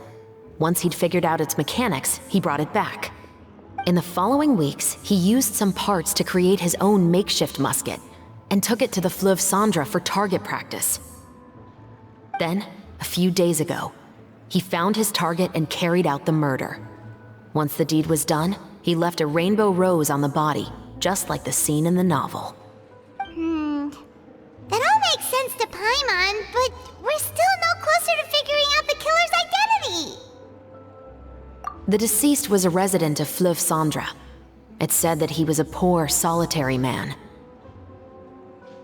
Yeah, that's also something I'm trying to figure out. If we are indeed following the novel, and there's a story behind the murder, then this murder should be an act of vengeance. But according to our investigation, the deceased didn't have any enemies. He was no saint, but no one's heard of a rival who hated him enough to shoot him dead, much less care to leave a rose on his body. What message is the killer trying to convey, and to whom exactly? We've thoroughly investigated that possibility. He claims to have spent the whole day at the Opera House on the day of the murder, and the staff there have confirmed his account. Okay, so he has an alibi. Not only that, he lacks a credible motive as well. He has a family of his own, and both of his parents are still alive. I've looked into his records. He was adopted at the age of 6, and all the proper procedures were followed. There are also records of him at an orphanage before then. In the story, the mother of the 2 musketeers was murdered after the children turned 10. Of course, he could have changed the children's ages, but I don't want to assume anything without evidence. More importantly, I've also had a chat with him in person. He didn't seem like the kind of person who would pull the trigger to kill a man. Then, what should we do now? We have all this new information, but it doesn't help us move forward. Investigations take time. I didn't expect us to catch the culprit in just a single day. How about this? Let's spend the next few days filming with the crew. We can continue the investigation once we're done with the film. I'm sure that given time, new leads will present themselves. Wait, but weren't you saying Intel is like small, remote islands in the middle of the sea just a moment ago? Wouldn't you just miss them if you were to stop looking? Ah, but the book had more than one reference to the islands, Paimon. Oh? What else did it say then? As long as you spend enough time sailing through the fog, you'll eventually come across an island.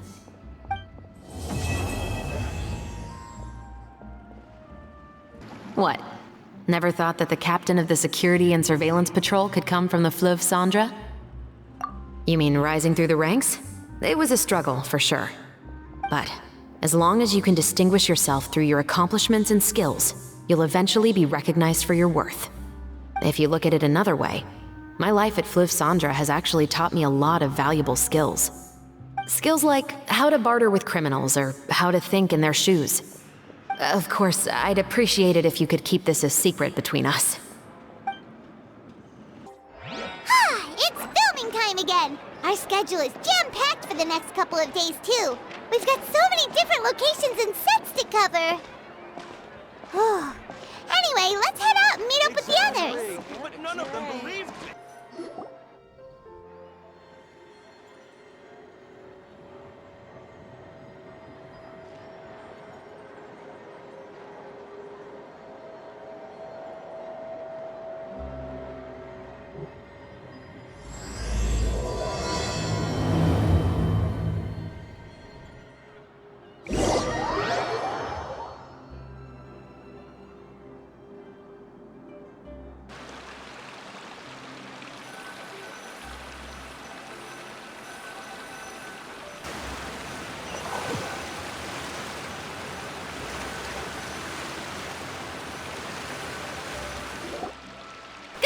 Everyone, we're looking to wrap with our 2 main ladies today.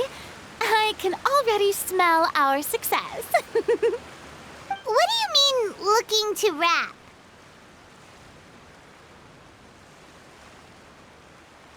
Oh, aren't you the expert now?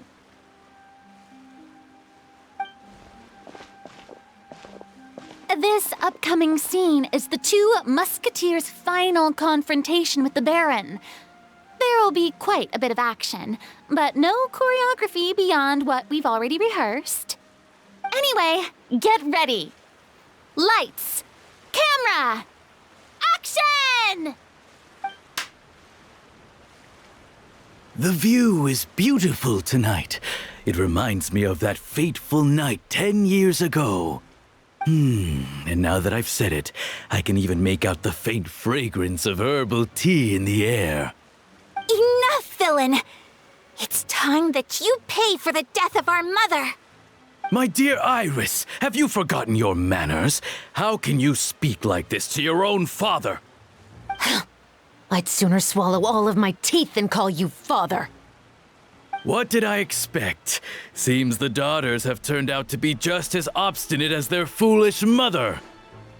In this world, mora and status is everything. She thought she could blackmail me using her children and force me to grant her recognition and concessions? Ah, how naive can a woman be? Mother never asked a single thing of you. All she wished was for us to live a peaceful life, just like the others. It was you who personally brewed the poison of prejudice and sent Mother to her death. Compared to that deadly poison, the 2 bullets that will soon pierce through your heart will be like sweet mercy. And that's exactly why I said you're just as naive as her. Did you really think 2 muskets would be enough to defeat me? So let's see. What is stronger? Mora and power, or the 2 muskets in your hands? Get them! Tulip! There are too many of them! It'll be okay. We'll cover each other, Iris. And Mother will be watching over us too. You've lost. To think I'd lose to my own 2 kids.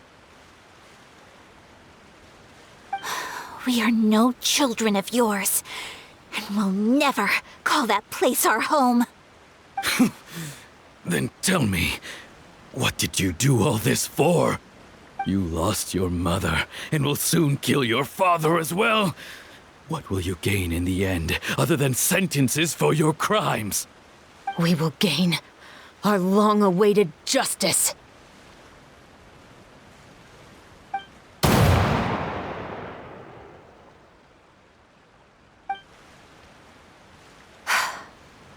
It's over. Finally, it's over.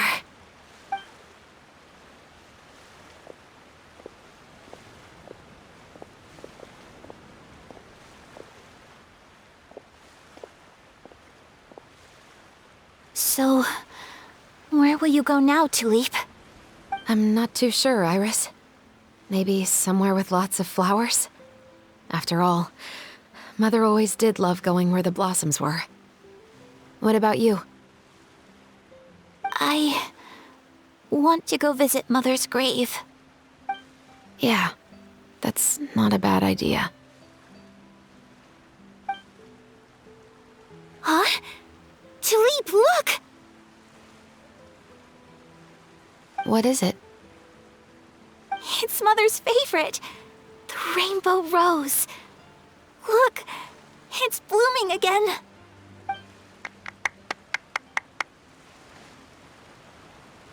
Excellent! That was beyond mesmerizing. Even I didn't expect the scene to go so well. And we got it in a single take. All right, everyone. We've got a wrap for Tulip and Iris. Congratulations, Ayaka and Chevreuse!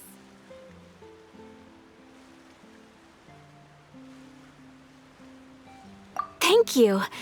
I didn't expect our parts to wrap so quickly. I wish I could savor the experience for just a bit longer. Paimon totally understands. Paimon's not ready to say goodbye to the clapperboard either.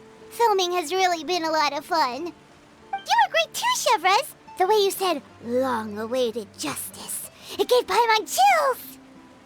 That is indeed my favorite line in the whole book. I still remember trying to act it out in my room the first few times I read it.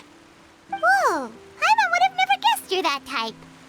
Who doesn't like stories where the guilty are punished and justice prevails over evil? Don't forget, I'm the captain of the Special Security and Surveillance Patrol. Captain, I have something urgent to report. Please excuse me, everyone. I'll be back in just a moment. It's okay, don't worry about us.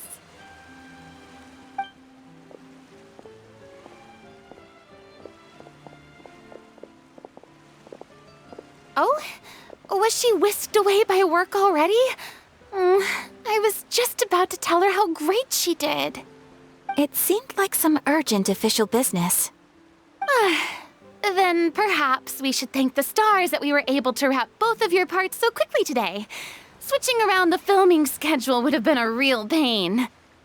Anyway, I actually came over to let everyone know that we're all done for today. You can go home and get some rest. And one last thing, Miss Ayaka. Your acting skills today were immaculate as always. Are you sure you won't consider taking up full-time acting? See, I just happen to know this great troupe that's still looking for a lead actress. Thank you for your kind words, Director Furina. Unfortunately, there are still many matters that I have to take care of back home at the Yashiro Commission. I cannot remain in Fontaine to pursue an acting career. Nevertheless, I will make sure to treasure this incredible opportunity in my heart. Oh, that's a shame, but I understand. Just let me know if you ever change your mind.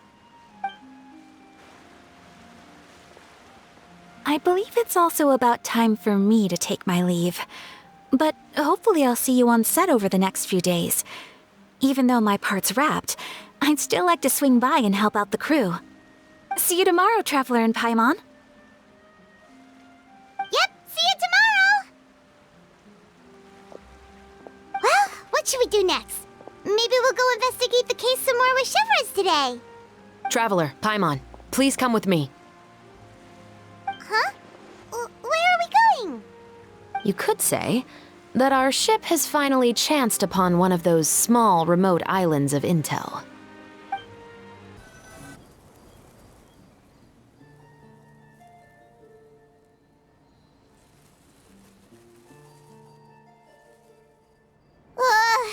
Paimon's exhausted. Paimon definitely didn't expect having to float this far after a full day of filming. So, Shevrёz, why did you take us here? Affirmative. It wasn't anything conclusive, but it should show us a clear way forward. Have you ever heard of someone by the name of Emily? Oh, you mean that famous perfumer? She's a good friend of mine. She's lent me her aid several times in the past to resolve some difficult cases. After I discovered the rainbow rose at the scene of the murder, I sent it to her. After all, she's probably the foremost expert on flowers and scents in all of Fontaine. And then? There was nothing remarkable about the flower or the trace amounts of soil left on it. But according to Emily, the rainbow rose left by the killer was derived from a very rare cultivar. Huh. Paimon didn't know that there were different varieties of rainbow rose. Paimon just thought they grew everywhere in the wild. Flowers that are deliberately cultivated will always show some different features from those that bloom in the wild. We already knew that the rose left at the scene belonged to a special cultivar, but with Emily's expertise, we were able to pinpoint the place where it was first picked from. Oh, Paimon gets it now. So whoever first planted that rainbow rose was probably the killer. Precisely. And after we checked what we learned against some sales records from the past, we discovered that there's only one person in all of Fontaine who could grow and sell this specific cultivar. Really? And who is it? It's the novelist. But didn't you say he had an alibi? To be clear, I haven't changed my mind about him. I still don't think he was the one who pulled the trigger. However, that doesn't mean the true culprit never visited him at his home or never purchased a rainbow rose from his garden. Whatever the case, we will have to confirm a number of things with him. So you mean the next place we need to go is... Yes, we're going to pay him a visit at his home.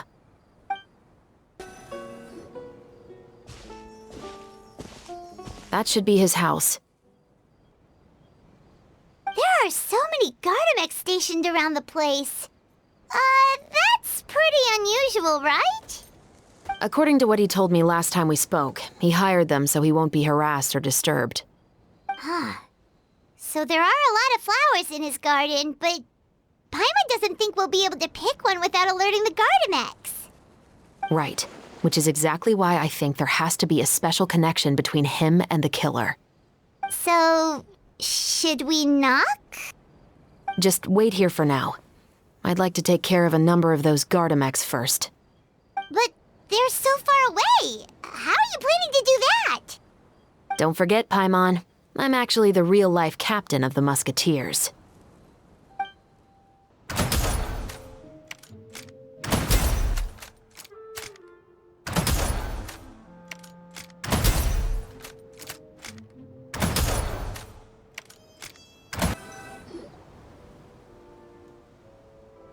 All clear.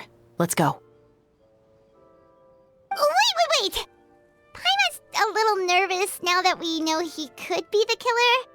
Can we go over our plan of action again? I'll go knock on the door and make sure it's safe inside. Once we're sure that we're in the clear, I'll ask him to come with us for a quick round of questioning at the guard's headquarters. But can't we just arrest him? We still have no evidence that he's the killer, or that he lent the killer any direct aid. Still, it would be appreciated if you could pick a rainbow rose from his garden for me while I'm talking to him. It'll help the Marechaussee Phantom confirm Emily's theory. Sure, no problem. Just be careful, Chevreuse.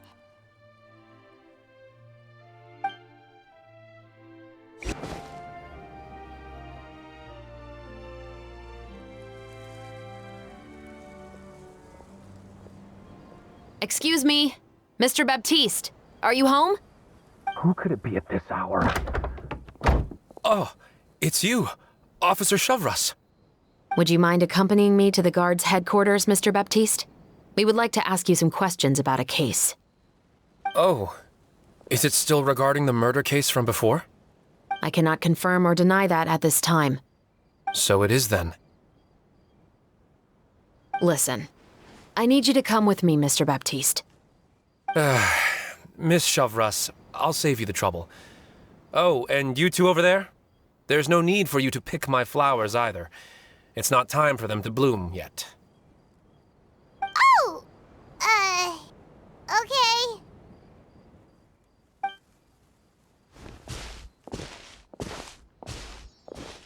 By saving me the trouble, you mean... I will confess. I was the killer. Huh? He just admitted he's guilty! Please relax, everyone. I'm not armed. The musket you're looking for has been buried in my backyard. Then it's my responsibility to inform you, Mr. Baptiste, that everything you say right now will be used as evidence for the inevitable trial. Yes, I am perfectly aware of that. I must say, I hate this feeling.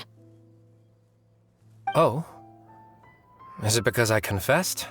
Or because you've been proven wrong? Both, I suppose.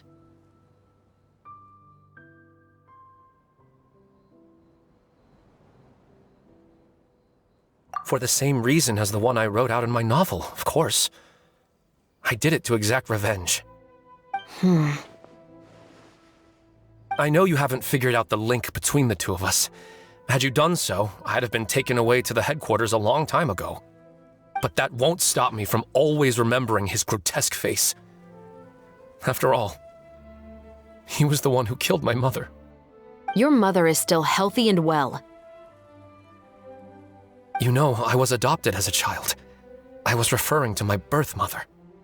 That was never recorded in the orphanage's records. Please forgive a 6-year-old child for concocting some lies to protect himself after watching his mother die right in front of him. So, your novel, it was like a record of your life? No, of course not. It was a work of fiction with many embellished parts. But I am indeed the illegitimate son of a wealthy and influential man who abused his power to murder my mother. That part was 100% real. But the man you killed didn't have a mora to his name. He was a hired assassin. An irredeemable beast who sank his fangs into a defenseless woman just for a few bags of mora.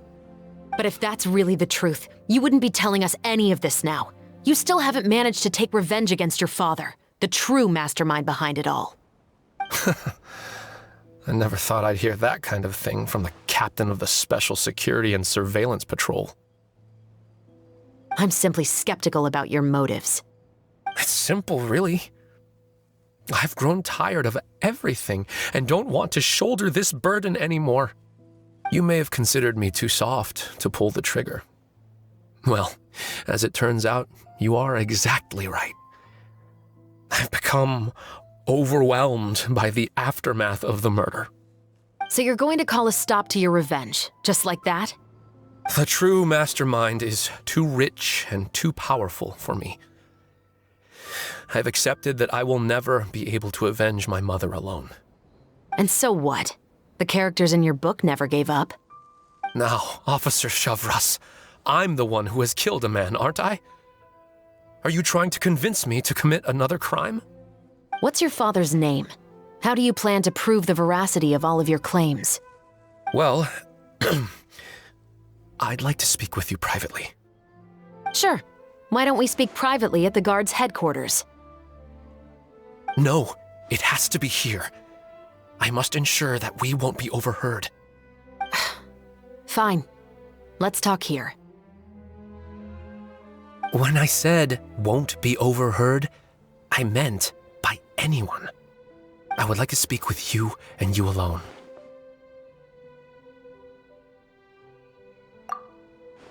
Thanks. I appreciate it. Please stay safe, Ševrёz.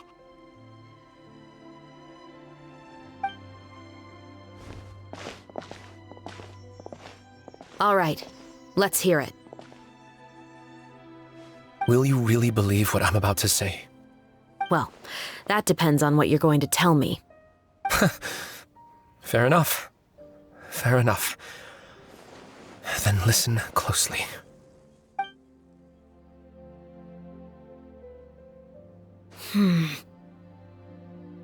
So that's how it's all connected. So, it seems you believe me after all. Do you want me to go public with this? No, of course not. At least, not right now. Then why did you bother telling me? You've read my work. What do you think? Even if you were to go public with all of this right now, he'd simply deny everything. It's been too long. Almost 20 years. Anything that could be used as evidence has long faded away. Even if there might have been a solitary island of truth once upon a time, it has long sunk beneath the waves by now. Justice will never find him. Not if you don't try. I know that as the captain of the Special Security and Surveillance Patrol, you will always stand on the side of justice. But do you really think a cushy life in prison really constitutes justice for him?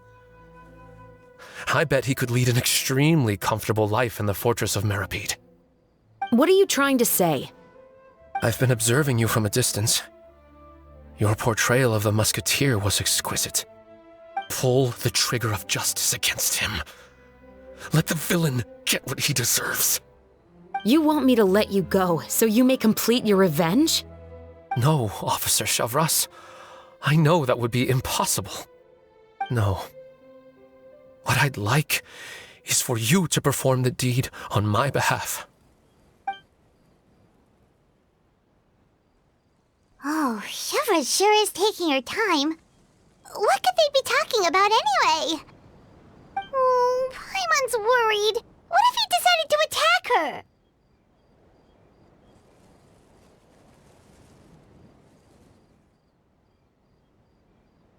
Oh, you do have a point. Still, do you have any idea who the rich person might be? And why the novelist doesn't want us to hear what he's saying to Ševrёz? Sorry to keep you waiting, you two. Hey, how did your talk go?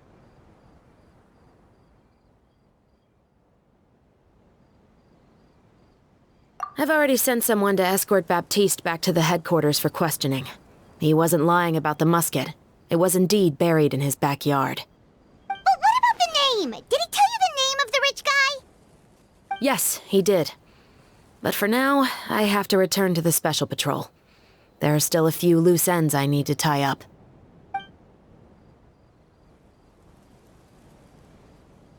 I'll probably be quite busy over the next few days, so apologies if you don't see me on set. All right, Paimon understands if you can't tell us everything you know. We'll just keep an eye on the Steambird then. Actually, there's still something else I need your help with.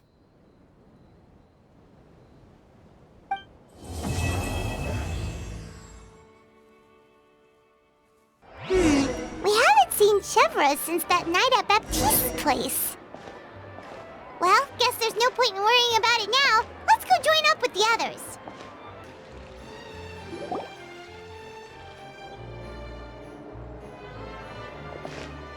Good morning! Ayaka and I were just talking about you. Is Shevrёz still not joining us today? Probably not. We haven't seen her either. Huh? That's such a pity. Director Furine said that we've only got a few small scenes left before wrapping up the entire thing. She even said that she'll get me into a couple scenes, so everyone will have a chance to shine in front of the camera. We were also planning on having a victory feast once we're all finished filming. You can join us, right? If only Shevrёz was here.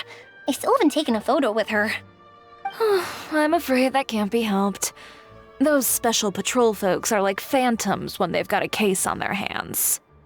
But to be honest, I'm even more concerned by what I read in the Steambird earlier this morning. It said that the killer in the murder case was none other than the author of the Two Musketeers. Oh yeah, I heard about that too. He came forward and confessed his crimes, but gave no explanation as to why he pulled the trigger. We didn't know about this case at all when we joined the film. Is it going to affect the reception of our work? From a pure publicity standpoint, this will draw a lot more attention to our film. I have to say, though, that no director can be perfectly comfortable with garnering attention through means other than artistic skill. To be fair, I feel like that ship sailed the moment you allowed yourself to be named as the director on our posters.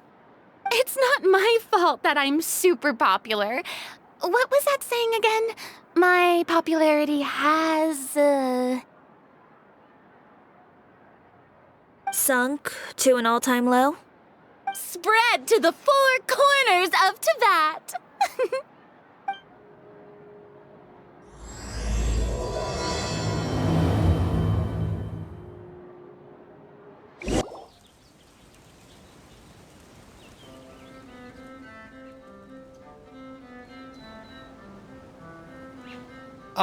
Excuse me, everyone.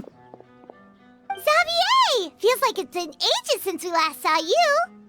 I've been talking non-stop with the Film Association, and I'm absolutely swamped trying to coordinate the film's marketing. So forgive me for not being around more often, but please believe me when I say that I will make sure everyone's hard work gets the exposure it deserves. Oh, seems like you've been fighting your own battles. Yes, that's one way to put it. Oh, and before we begin the final round of filming, please allow me to finally introduce you to the original investor of our film, Mr. Morris. A pleasure to meet you all. Yes, glad to make your acquaintance, Mr. Morris. We've heard about the issues you've encountered with your financial situation, and genuinely hope that things have taken a turn for the better. Oh, well, the situation has, indeed improved somewhat. Don't worry, Mr. Morris. Accidents and last-minute challenges happen all the time. There's no need to blame yourself over it. The good news is that we're almost done filming now, and I would even say that this is the best story I've ever seen. Is that so? I say that's great news. All right, now that we've gotten all the pleasantries out of the way, let's get this show on the road. We'll mostly be filming typical people and scenery from the streets today to improve the sense of environmental ambiance in some parts of the film. Oh, and there'll be a cameo for Mr. Kamisato and Miss Ёimia as well. They'll be used to show outsider perspectives on the fates of the Two Musketeers. That's right. Aято should be here any minute. Excellent! Then let's start with the scenery shots. Camera and clapper loader, you're up. Yep, we'll be ready. Remember, all we need are some wide zoom shots of the streets. If you happen to find some particularly lovely patches of flowers and grass, feel free to grab some close-ups of those as well. Ready? Lights! Camera! Action! Okay, now move the camera slowly. Try to focus on that flower. What's wrong? Just adjust the focal length a bit. Something the matter? But wasn't it working fine for all the days before? Veronique, can we try a different camera? No problem. How about this one? All right, let's give it another try. Lights! Camera! Action!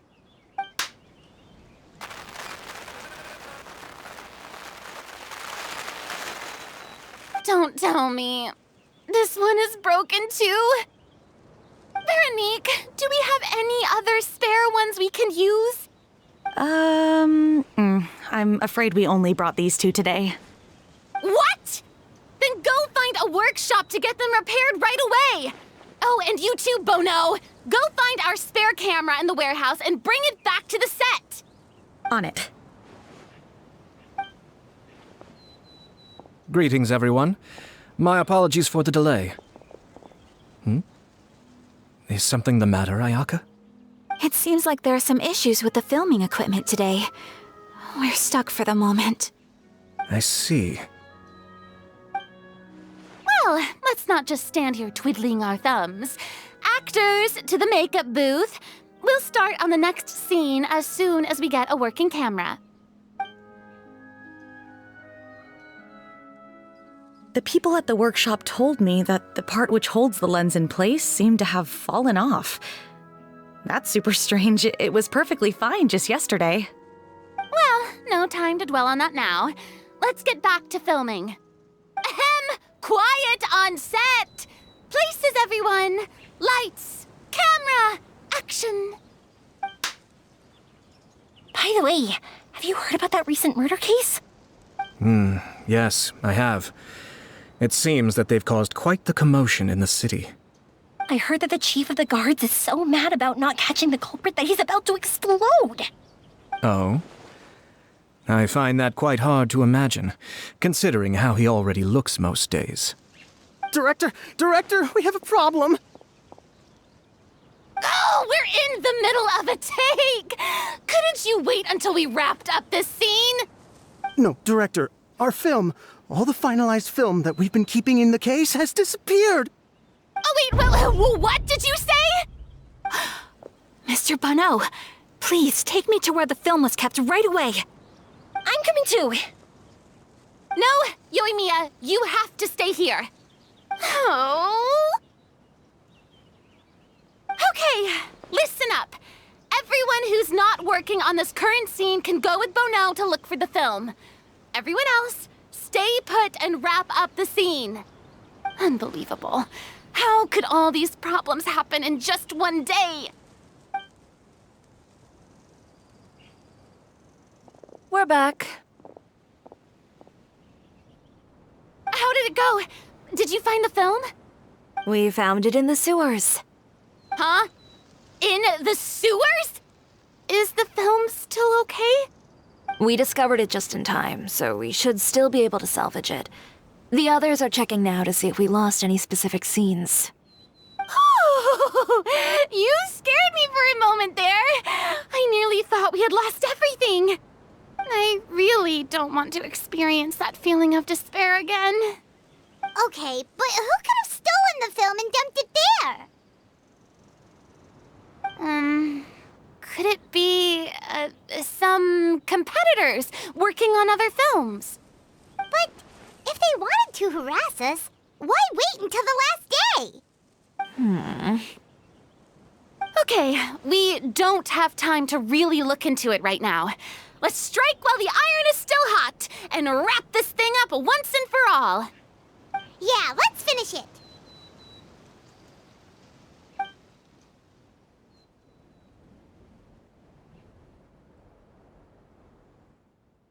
I would like to officially announce that our entry to the festival, The Two Musketeers, has now concluded filming! Paimon is spent. It's so late already. Even though the filming process proved to be extremely challenging, everyone provided valuable and unique contributions to the final product. Thank you all for your dedication and support. And just like Director Furine, I would also like to extend my most heartfelt thanks to all of you. Really, you've all helped me so much. All right, let's save the awards speech for later, and hopefully also get some rehearsals in before the real thing. Anyway, now it's time to party!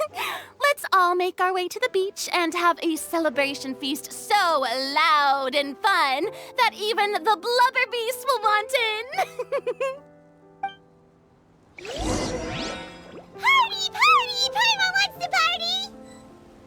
Whoa, this place is hopping. Everyone's finally getting to relax after wrapping up the film.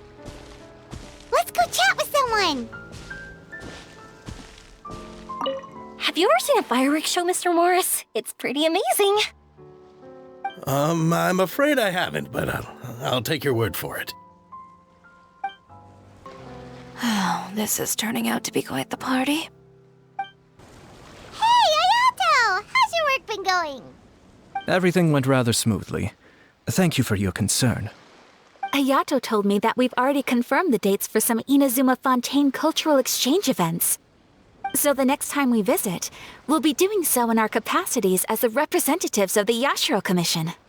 Oh, that's great! Then maybe Paimon will be able to find Fontaine detective novels in Inazuma from now on! Oh, wait, wouldn't Yaimiko get upset if that happens? That would be stealing some of her business. You've got a point. She's always complaining that light novels have become bland and too predictable after all. The cultural exchange won't only feature literatures of both nations, of course. We have also made plans for cross-cultural engagements in the fields of gourmet cuisine, toy making, and artisan craftsmanship. Whoa! Paimon's getting super excited now! When the time comes, be sure to visit and participate in all the events. I wish we could have spent some more time here. Don't worry. It won't be long before we're back again. I was thinking, if this film turns out to be a success, could I ask the two of you to stay and be a part of my crew? Of course, I'll definitely increase the pay for next time. I'd be more than happy to, Mr. Xavier. Thank you for the offer, Mr. Xavier. But I've made some plans to go on a journey to the other nations once the festival is over. Is that so? Well, then in that case, bon voyage, Miss Veronique. Please feel free to get in touch once you've returned to Fontaine. Furina! Oh, my darling clapper loader and camera operator. You've both worked really hard. Paimon thinks you worked even harder than us. Honestly, Paimon was getting a little tired of playing with the clapperboard by the end of it. Worst of all, Paimon started having dreams of you shouting, "Lights, camera, action!" into Paimon's ears. The actual dream can't even start until you've yelled that. Hey, if anything, shouldn't I be more grand and delightful in your dreams? We've been through so much together, and that's how your brain remembers me? That's not Paimon's fault. We've just used the clapperboard too much lately. Anyway, what's most important is that we've wrapped the film. I'm pretty confident that we'll take first prize. Hey, no need to mention the official name. Wait, now that you mention it, if we did win the prize, would Furina just get a statue of herself?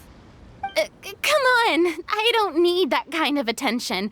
Ksavье can accept the reward on our behalf. But just imagine! Furina accepting the Furina Award and holding a Furina statue. I'm going back to my dessert now. You all can keep discussing that on your own. What kind of dessert should I try next?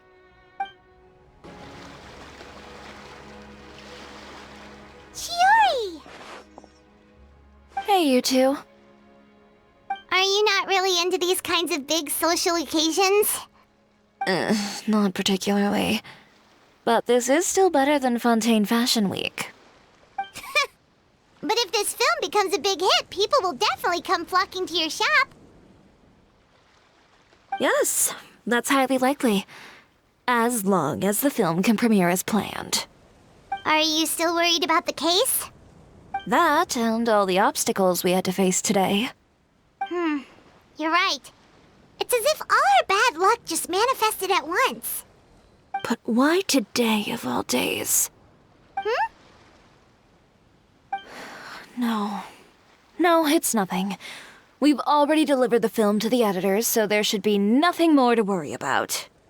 How are you doing, Mr. Morris? You having a good time? Well, you could say that. Do you happen to know when the party is scheduled to end? Judging by how much fun everyone's having, I'd say probably not until well after midnight. Is there something that you still have to take care of at home, Mr. Morris? Oh, well, I'm just not a late night person, so I might take off shortly. Oh no! Silly me. I almost forgot something super important. Oh, what is it? I prepared a whole batch of fireworks for the party, but I forgot to bring them over from the warehouse. Fireworks, you say? Well, that's, truly a pity. Sorry things didn't go as planned. Could you help me carry them over, Mr. Morris? I won't be able to fetch all of them by myself. Me?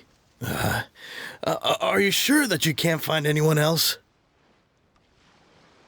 I just wanted to make this a surprise for everyone. The warehouse isn't far from here. We'll be there in no time.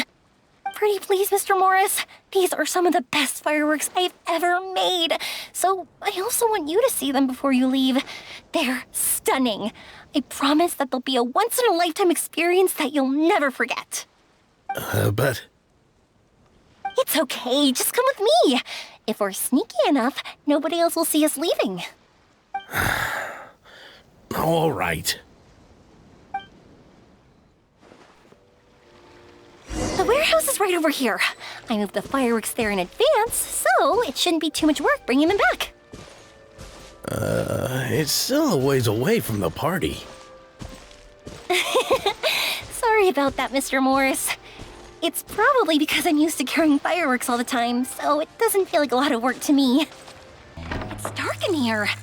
Wait here, Mr. Morris. I think the light switch should be somewhere over here. Why did I have to get roped into this? What was that?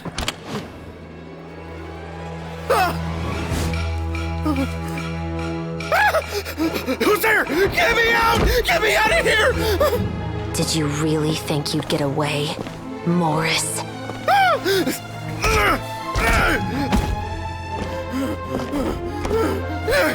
You've got the wrong guy! It wasn't me! I'm not the killer! You know, Eliza died a far more heroic death than this. She fought your assassin to the end, to save the children she had hidden beneath the floorboards.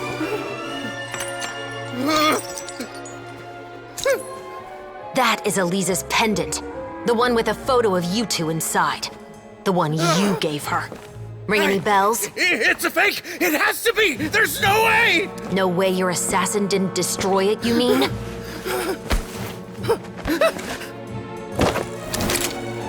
Did you ever love her, Morris? Or was killing her always the plan? No, please. Listen to me. I told Eliza to keep us a secret. I paid her plenty for her silence. I never thought she'd keep the child. Everything was gonna come out, and I had no choice. She'd force my hand. No! I'm begging you. I have money. Just name your price, please. You can keep your Mora, and you can go to hell.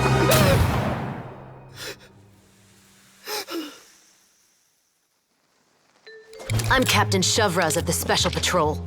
Morris, you're under arrest for Eliza's murder.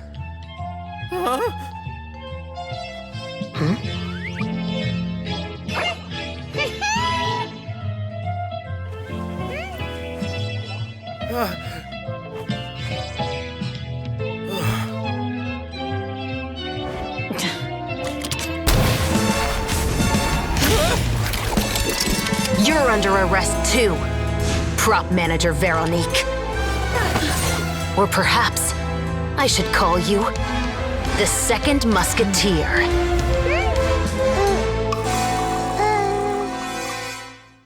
Wait, what's going on?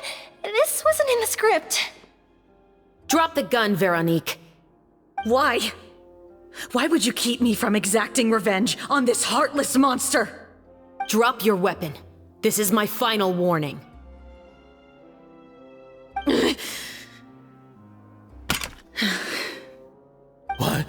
What is going on?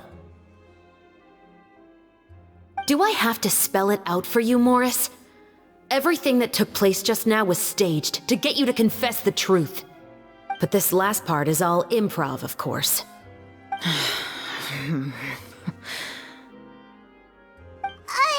Shevrёz, you told us you wanted us to help you stage a play. You never said anything about the Second Musketeer. It's because even I had no way to confirm my theory until now. Thank you for your performance, Ёimia. Could I trouble you to go and bring in the other Special Patrol members? They should be on standby just outside. Oh, and please tell the other cast members not to worry about us. We'll be rejoining them shortly. On it!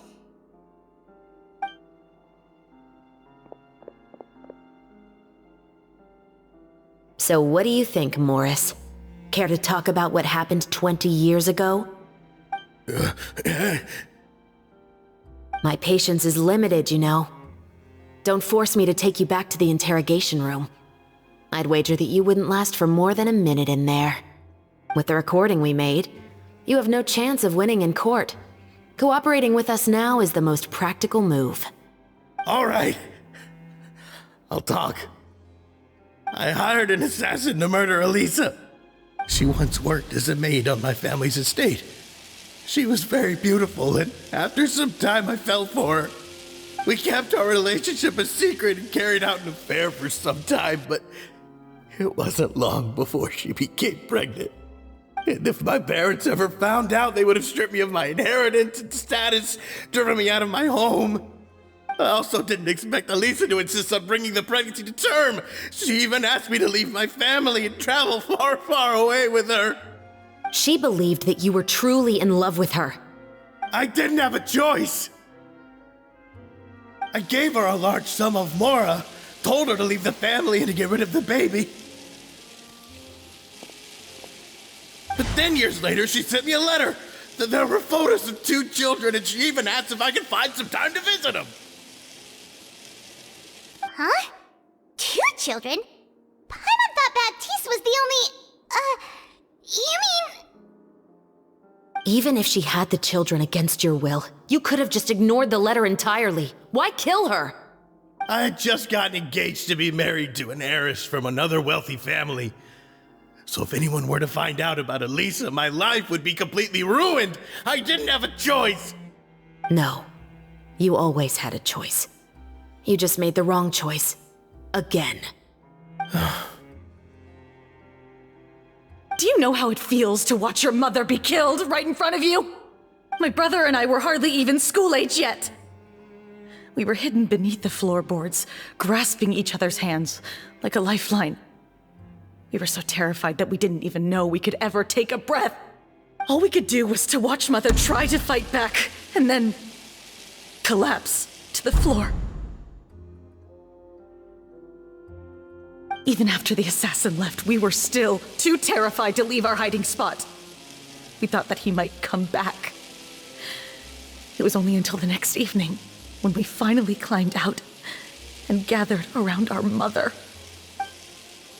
But she had already become cold and stiff to the touch. You made up your mind right then and there to bring this case to light. Not only that, we resolved to get our revenge. And that's why you became the Musketeers. No, that's why I became a musketeer. The man from before was also killed by me. My brother had nothing to do with it. I figured as much. You did? I once told these two that he didn't look like a killer to me. His confession from that night also rubbed me the wrong way. I think what really tipped me off was How could I not feel a sense of regret in him? Huh? He confessed faster than any criminal I've ever met, but he didn't say a single word about you. He insisted that he was the sole perpetrator in the case. But after the questioning ended, I disassembled the musket we dug up from his backyard, put it in front of him, and told him to reassemble it. Wanna guess how far he got? He had no idea where to even start. He's never touched a gun in his life.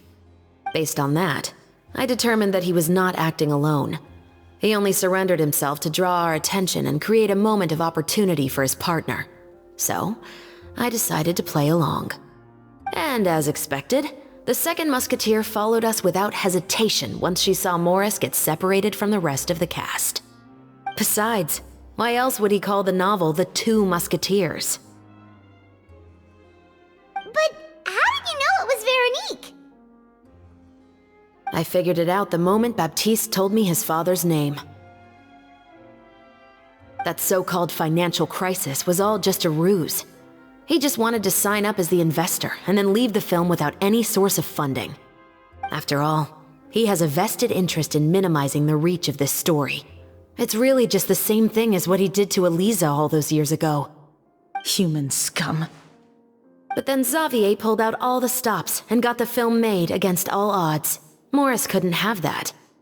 With the killer in custody, he figured it was safe to act.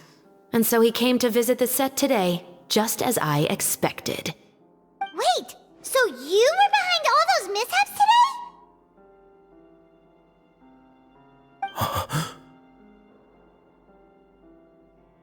As for the identity of the second musketeer, I assumed they'd probably stay close to Morris and look for an opening. And if they already knew that Morris was the film's investor, then that narrowed the list of potential suspects as well. Furthermore, being the props manager would allow the culprit to avoid scrutiny by purchasing mechanical parts in the name of the crew. With that hypothesis in mind, I went back to check Baptiste's orphanage adoption records. Guess whose name I saw on the same page, just a few lines from his. My brother. He trusted you. As in, he trusted me to perform the deed on his behalf? He trusted you to stand on the side of justice. I am. I thought you could do it as well. Oh, the look on your face when you told him to go to hell. I really thought you'd put a bullet in his brain. You know what he has done. Are you telling me that you'd rather see him spend the rest of his life living like a king in the fortress of Meripede?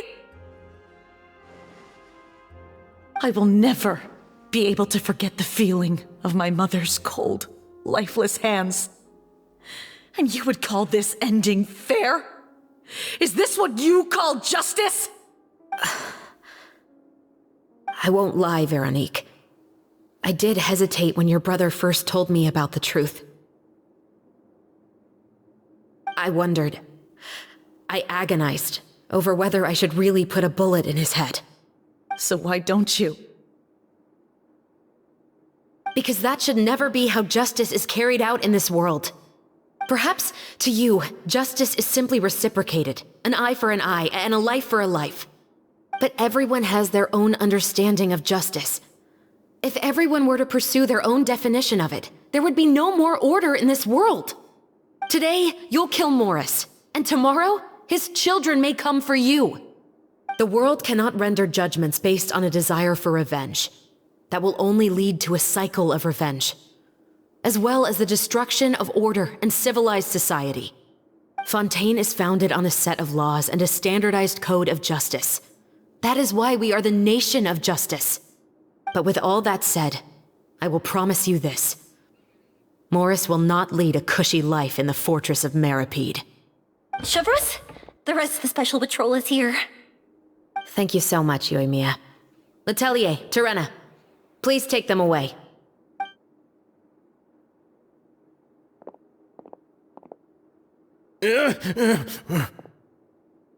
I still can't agree with your reasoning.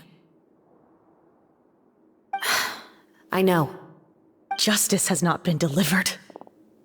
At least, not today.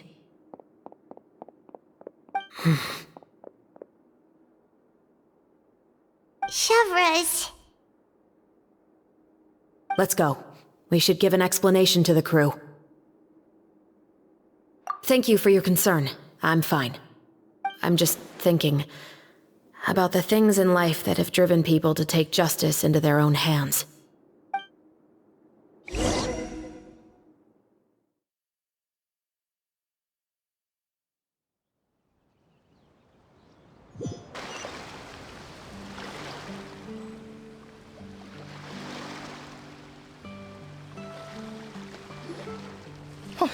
Who would have thought Morris would turn out to be... I'm at a loss of words. How could he have done something like this? I'm just glad that you're all safe and sound. Who knew that such a labyrinth of cases would be behind this story? Well, what should we do now? We have a finished film, of course, but should we still go ahead with the premiere? What do you mean? Shouldn't you be even more motivated to spread the word now that you've learned the truth? Tиори is right. I'd also like more people to see this story for themselves. But the real ending of the story seems to have deviated somewhat from the one in the script. Is that still acceptable to you, Miss Chevrёz? The call is yours. We still have time to reshoot an ending if that's what you'd like. No, it's fine as is. I like what we have for the catharsis. Romanticism is what gives works of art their appeal. Fiction is able to explore means of restitution that could never work in real life. Just like the real world, the world of stories also has its own set of rules and justice. These different possibilities are what initially drew me to reading in the first place. Sounds good to me. I support your decision. What about Veronique? Will she be okay? She will soon face her judgment alongside her brother and Morris. If I had to guess, they'll probably all be sent to the fortress of Meripede. I'll make sure to give Risley a heads up about it. Oh, you mean that kind of heads up? Exactly. Ahem. All right, then the matter's settled. Now that everything's been taken care of, there's no reason for us to keep looking all gloomy and grumpy. Let's get back to the feast and enjoy each other's company. We'll be starting the post-production process tomorrow. You should join us, Chevrёz. You missed the first few hours of the party, didn't you? All right. Count me in. Then I'll wait for you over there. There's still some good news that I'd like to share with Chevrёz. Traveler, Paimon, could you wait for me by the sea after the party ends? I'd like to go on a brief walk with the two of you. Thank you very much.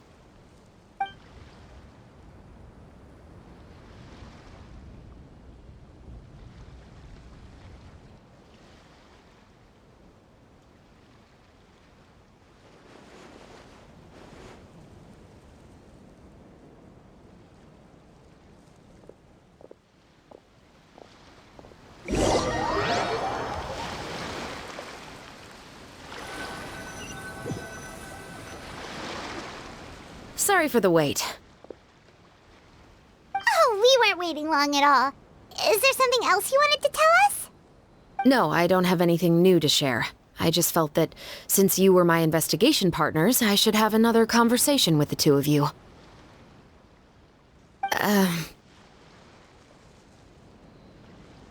Traveler, how would you have responded to Baptiste's request if you were in my shoes?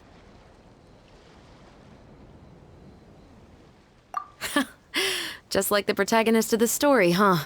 Can't say it doesn't suit you.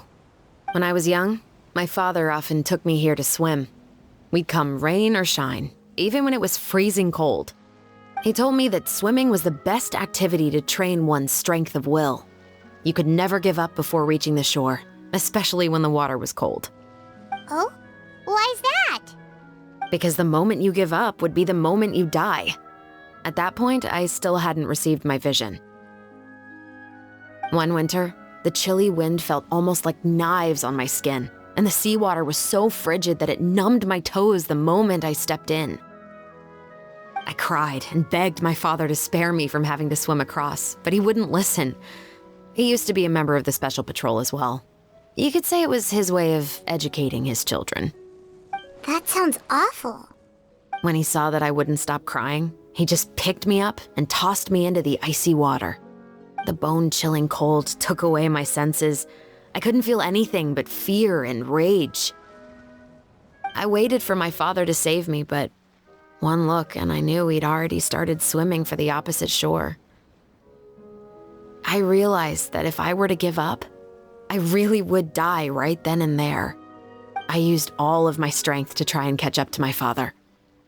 Those few minutes felt longer than my whole life up until that point. I did, however, make it to the other side. I've never felt afraid about anything in my life after that, nor have I ever cried again. That way of teaching would have never worked on Paimon. Yeah, I don't think that was the right method for anyone. It's just that, working now as I am in the pursuit of justice, I still sometimes feel like I've been tossed into that winter sea all over again. The anger and the helplessness. Shevrёz. But the worse I feel, the more I know to never give up. The alternative would be to forever lose myself among the waves. Anyway, how about a race? Neither of us will drown, but we can still see who swims faster. You guys go ahead! Paimon will grab the clapperboard to mark the start of the race.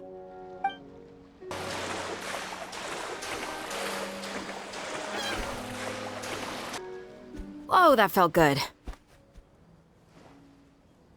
You were so fast in the water, Shevrёz. You were swimming even faster than Paimon can fly. So, about the Special Patrol, did you join because of your dad? Partly, but I'd say I was more inspired by the heroes I read about in stories growing up. Oh, so it's due to your love of stories. Of course, it was only after I joined the Special Patrol that I learned that truth is often stranger than fiction. Come on, let's walk a bit more.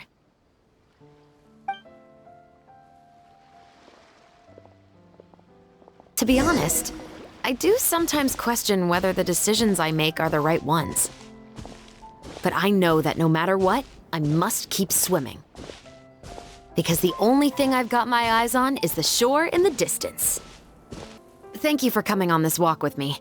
I feel a lot better after getting all that off my chest. Huh.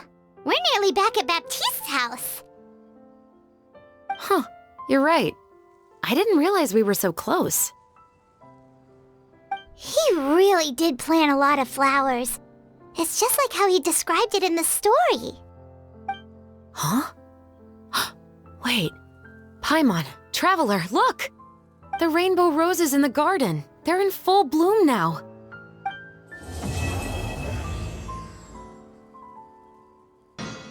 Even though it's a bit late, I must thank you for investigating this case with me. Not on behalf of the Special Patrol this time. It's a personal expression of gratitude from yours truly. Oh, you want to hear more about my father? To be honest, I didn't spend that much time with him. He was always busy with the Special Patrol, so he would often return home really late at night. Some nights, he didn't come home at all. Once, he didn't come home for a long time, maybe a whole week or so. When I went out to buy food, I learned that he had become a criminal, and by extension, that made me a criminal's daughter. But we can talk about that another day. I actually have a lot of sympathy for Veronique and Baptiste. I can understand the hatred they feel for their father. But that doesn't mean I'll allow them to walk the path of evil, even if it might lead to another sense of justice.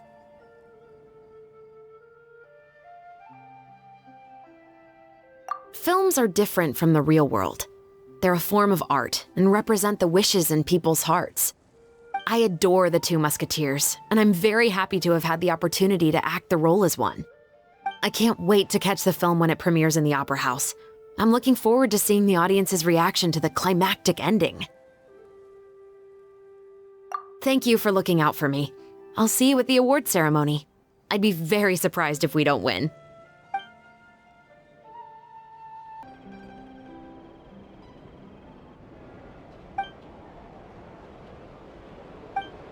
So, Hey there, you two! Sorry I've been scarce. I've been buried in marketing and preparing the film for release ever since we wrapped post-production. The award ceremony is today, right? Paimon wonders if we'll win the Furine award.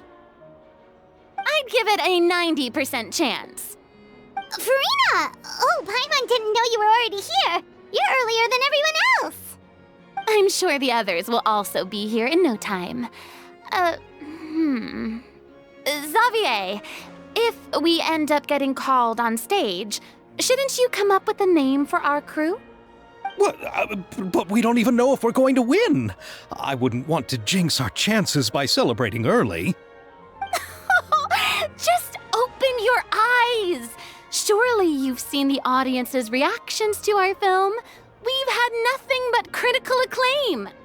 You've also had conversations with the Opera House's operating staff, right? Didn't they want to increase the number of showings? With the more you've made from the box office, you can now open your very own film company. But that's all credit to my amazing crew. You've all helped to make this a reality, so I can't be the only one asked to come up with a name. Well, give it some thought. I'm sure the crew will respect your choice. All right, but before that, Traveler and Paimon, could I trouble you to quickly pay a visit to the Fortress of Meripede? Huh? But shouldn't we stay for the award ceremony? I wanted to ask you two to invite Shevrёz to join us at the ceremony. She's one of the lead roles, after all. I haven't been able to find her recently, so I haven't had the chance to invite her personally. According to the papers, the culprits of the musket murder case will be personally escorted today by the captain of the Special Patrol to the Fortress of Meripede. Oh, Paimon gets it now. Yep, just wait here, Xavier, and maybe try to come up with a few snappy-sounding names. All right, then I'll leave you to it. Will we really win an award? Trust me. When have I ever been wrong about something like this?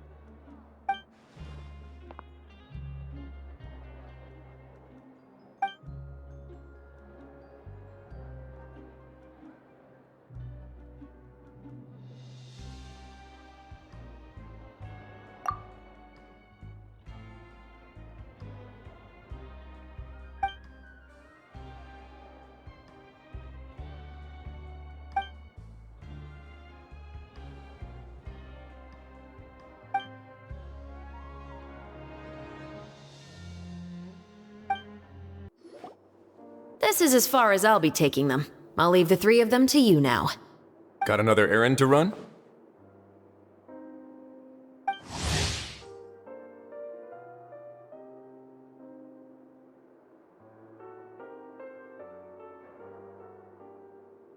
Something like that?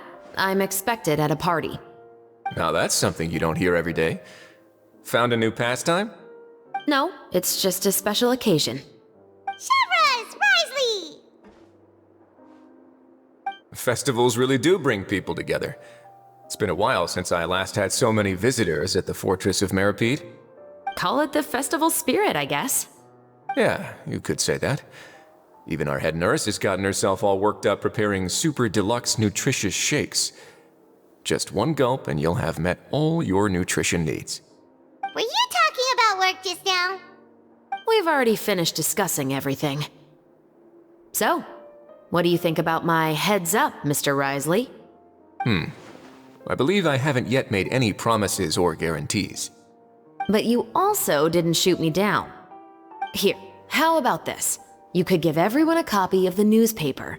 Perhaps on the day when the cover story happens to, oh, I don't know, expose a certain someone's misdeeds from 20 years ago? I suppose then a certain someone may soon find himself the most unlucky person in the Fortress of Meripede? While another 2 people will soon be hailed as heroes. Speaking of heroes, did you two need something from me? Actually, we're here for... You're here to invite me to the party, right? Don't worry, I didn't forget. Ooh, then let's head back right away! See you, Risley! Happy Fontanalia Festival! And the same to you. Please, go and enjoy the festival. And the winner of the Furine Award for the first Fontanalia Film Festival is... The Two Musketeers!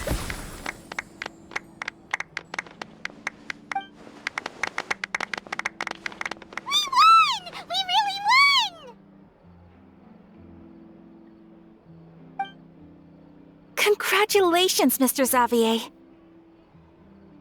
We won? I can't believe it! I really can't thank all of you enough! See? My takes on Fontaine's entertainment industry have never been wrong. Now, please welcome to the stage the producer of The Two Musketeers, Mr. Xavier!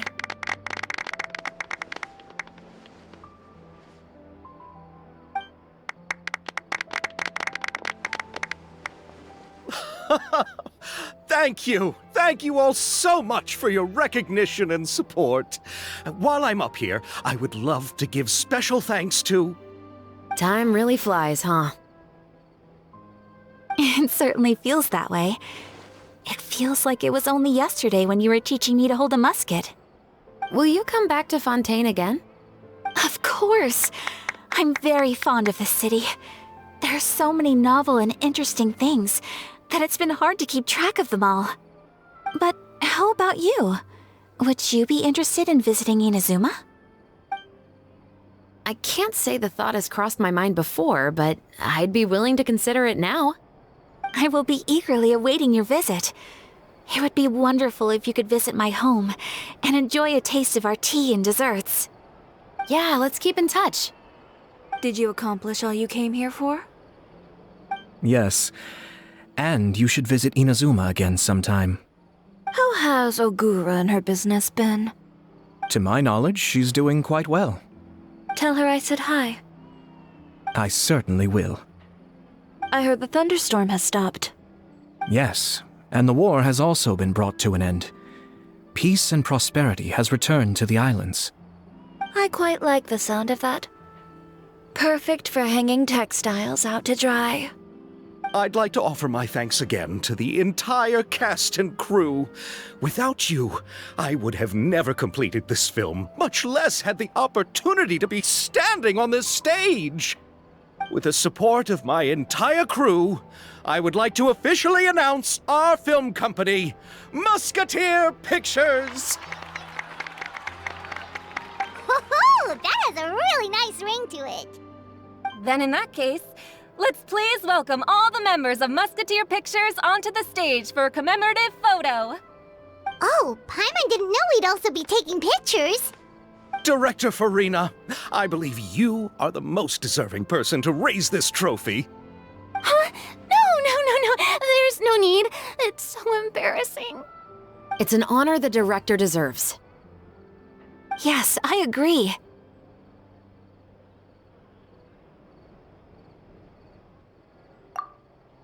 Just accept that you're not getting out of this. Ready, everyone? 3, 2, 1! Musketeer Pictures!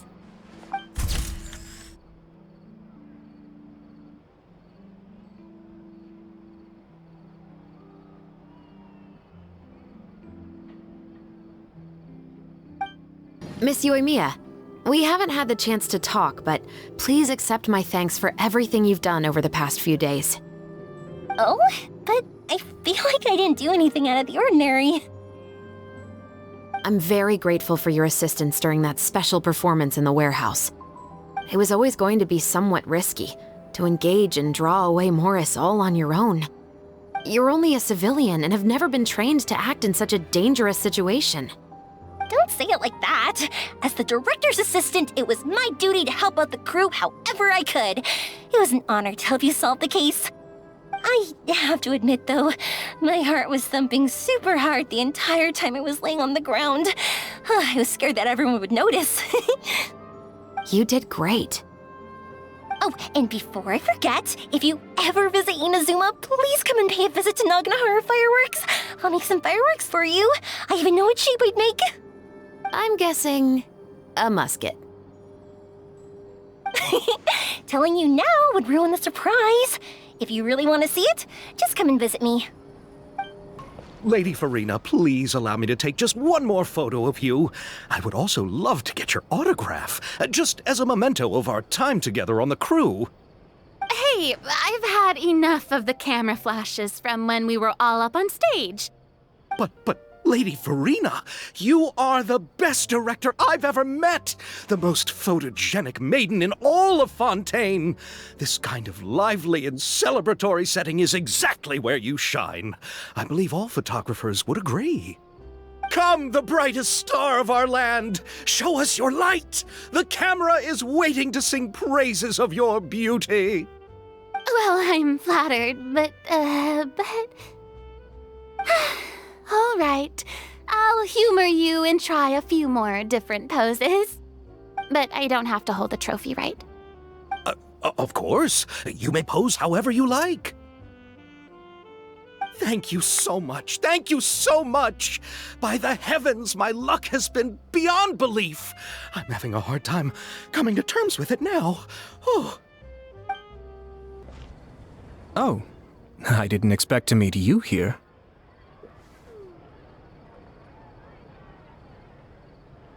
I've been told that this is a beverage called Fanta. I quite like its unique taste. The slogan, a font of refreshment, is rather catchy as well. I'm starting to wonder if I could incorporate it into our cultural exchange initiative. What would happen if we were to add some sprigs of mint into Fanta? I believe this is an idea worth testing. Or perhaps we could even take it one step further and mix in an equal amount of milk tea medley. But for some reason, I suspect that experiment wouldn't turn out well. Thanks to you, the film was successfully completed and the Yashiro Commission secured a collaboration project with the Palais Mermonia. If another opportunity was to arise in the future, perhaps I should take on the chance to act as the protagonist. Or perhaps you think the role of villain would fit me better.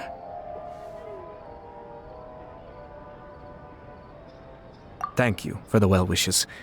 I will take good care of Ayaka and Ёimia. I would like to wish you safe travels on your next journey as well. I'm so glad we were able to complete the film. Thanks for taking care of me while I was here. Really? Thank you. At first, I simply tried to work hard out of a desire to not become a burden to the crew. It would have been so embarrassing if the filming had to stop to accommodate my lack of skills. But Director Furina was both patient and knowledgeable, and Chevros and Elaine taught me a lot about the scenes and details. It was all thanks to their help that I was able to grow comfortable with the role.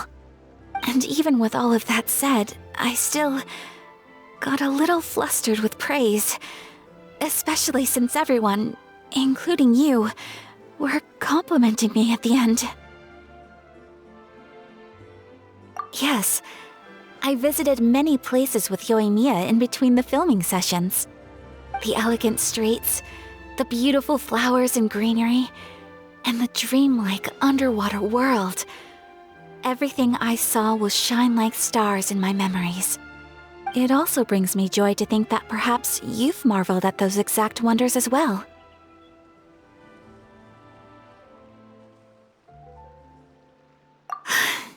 It's nothing at all.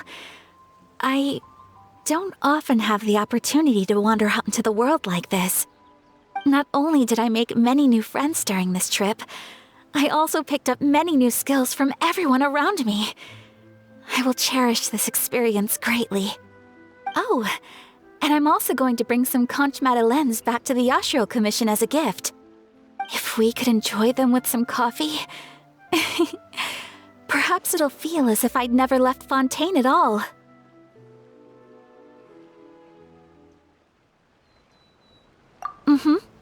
Thank you for looking out for me. Please do take care of yourself during your adventures as well. If the stars align, we'll see each other in Inazuma again.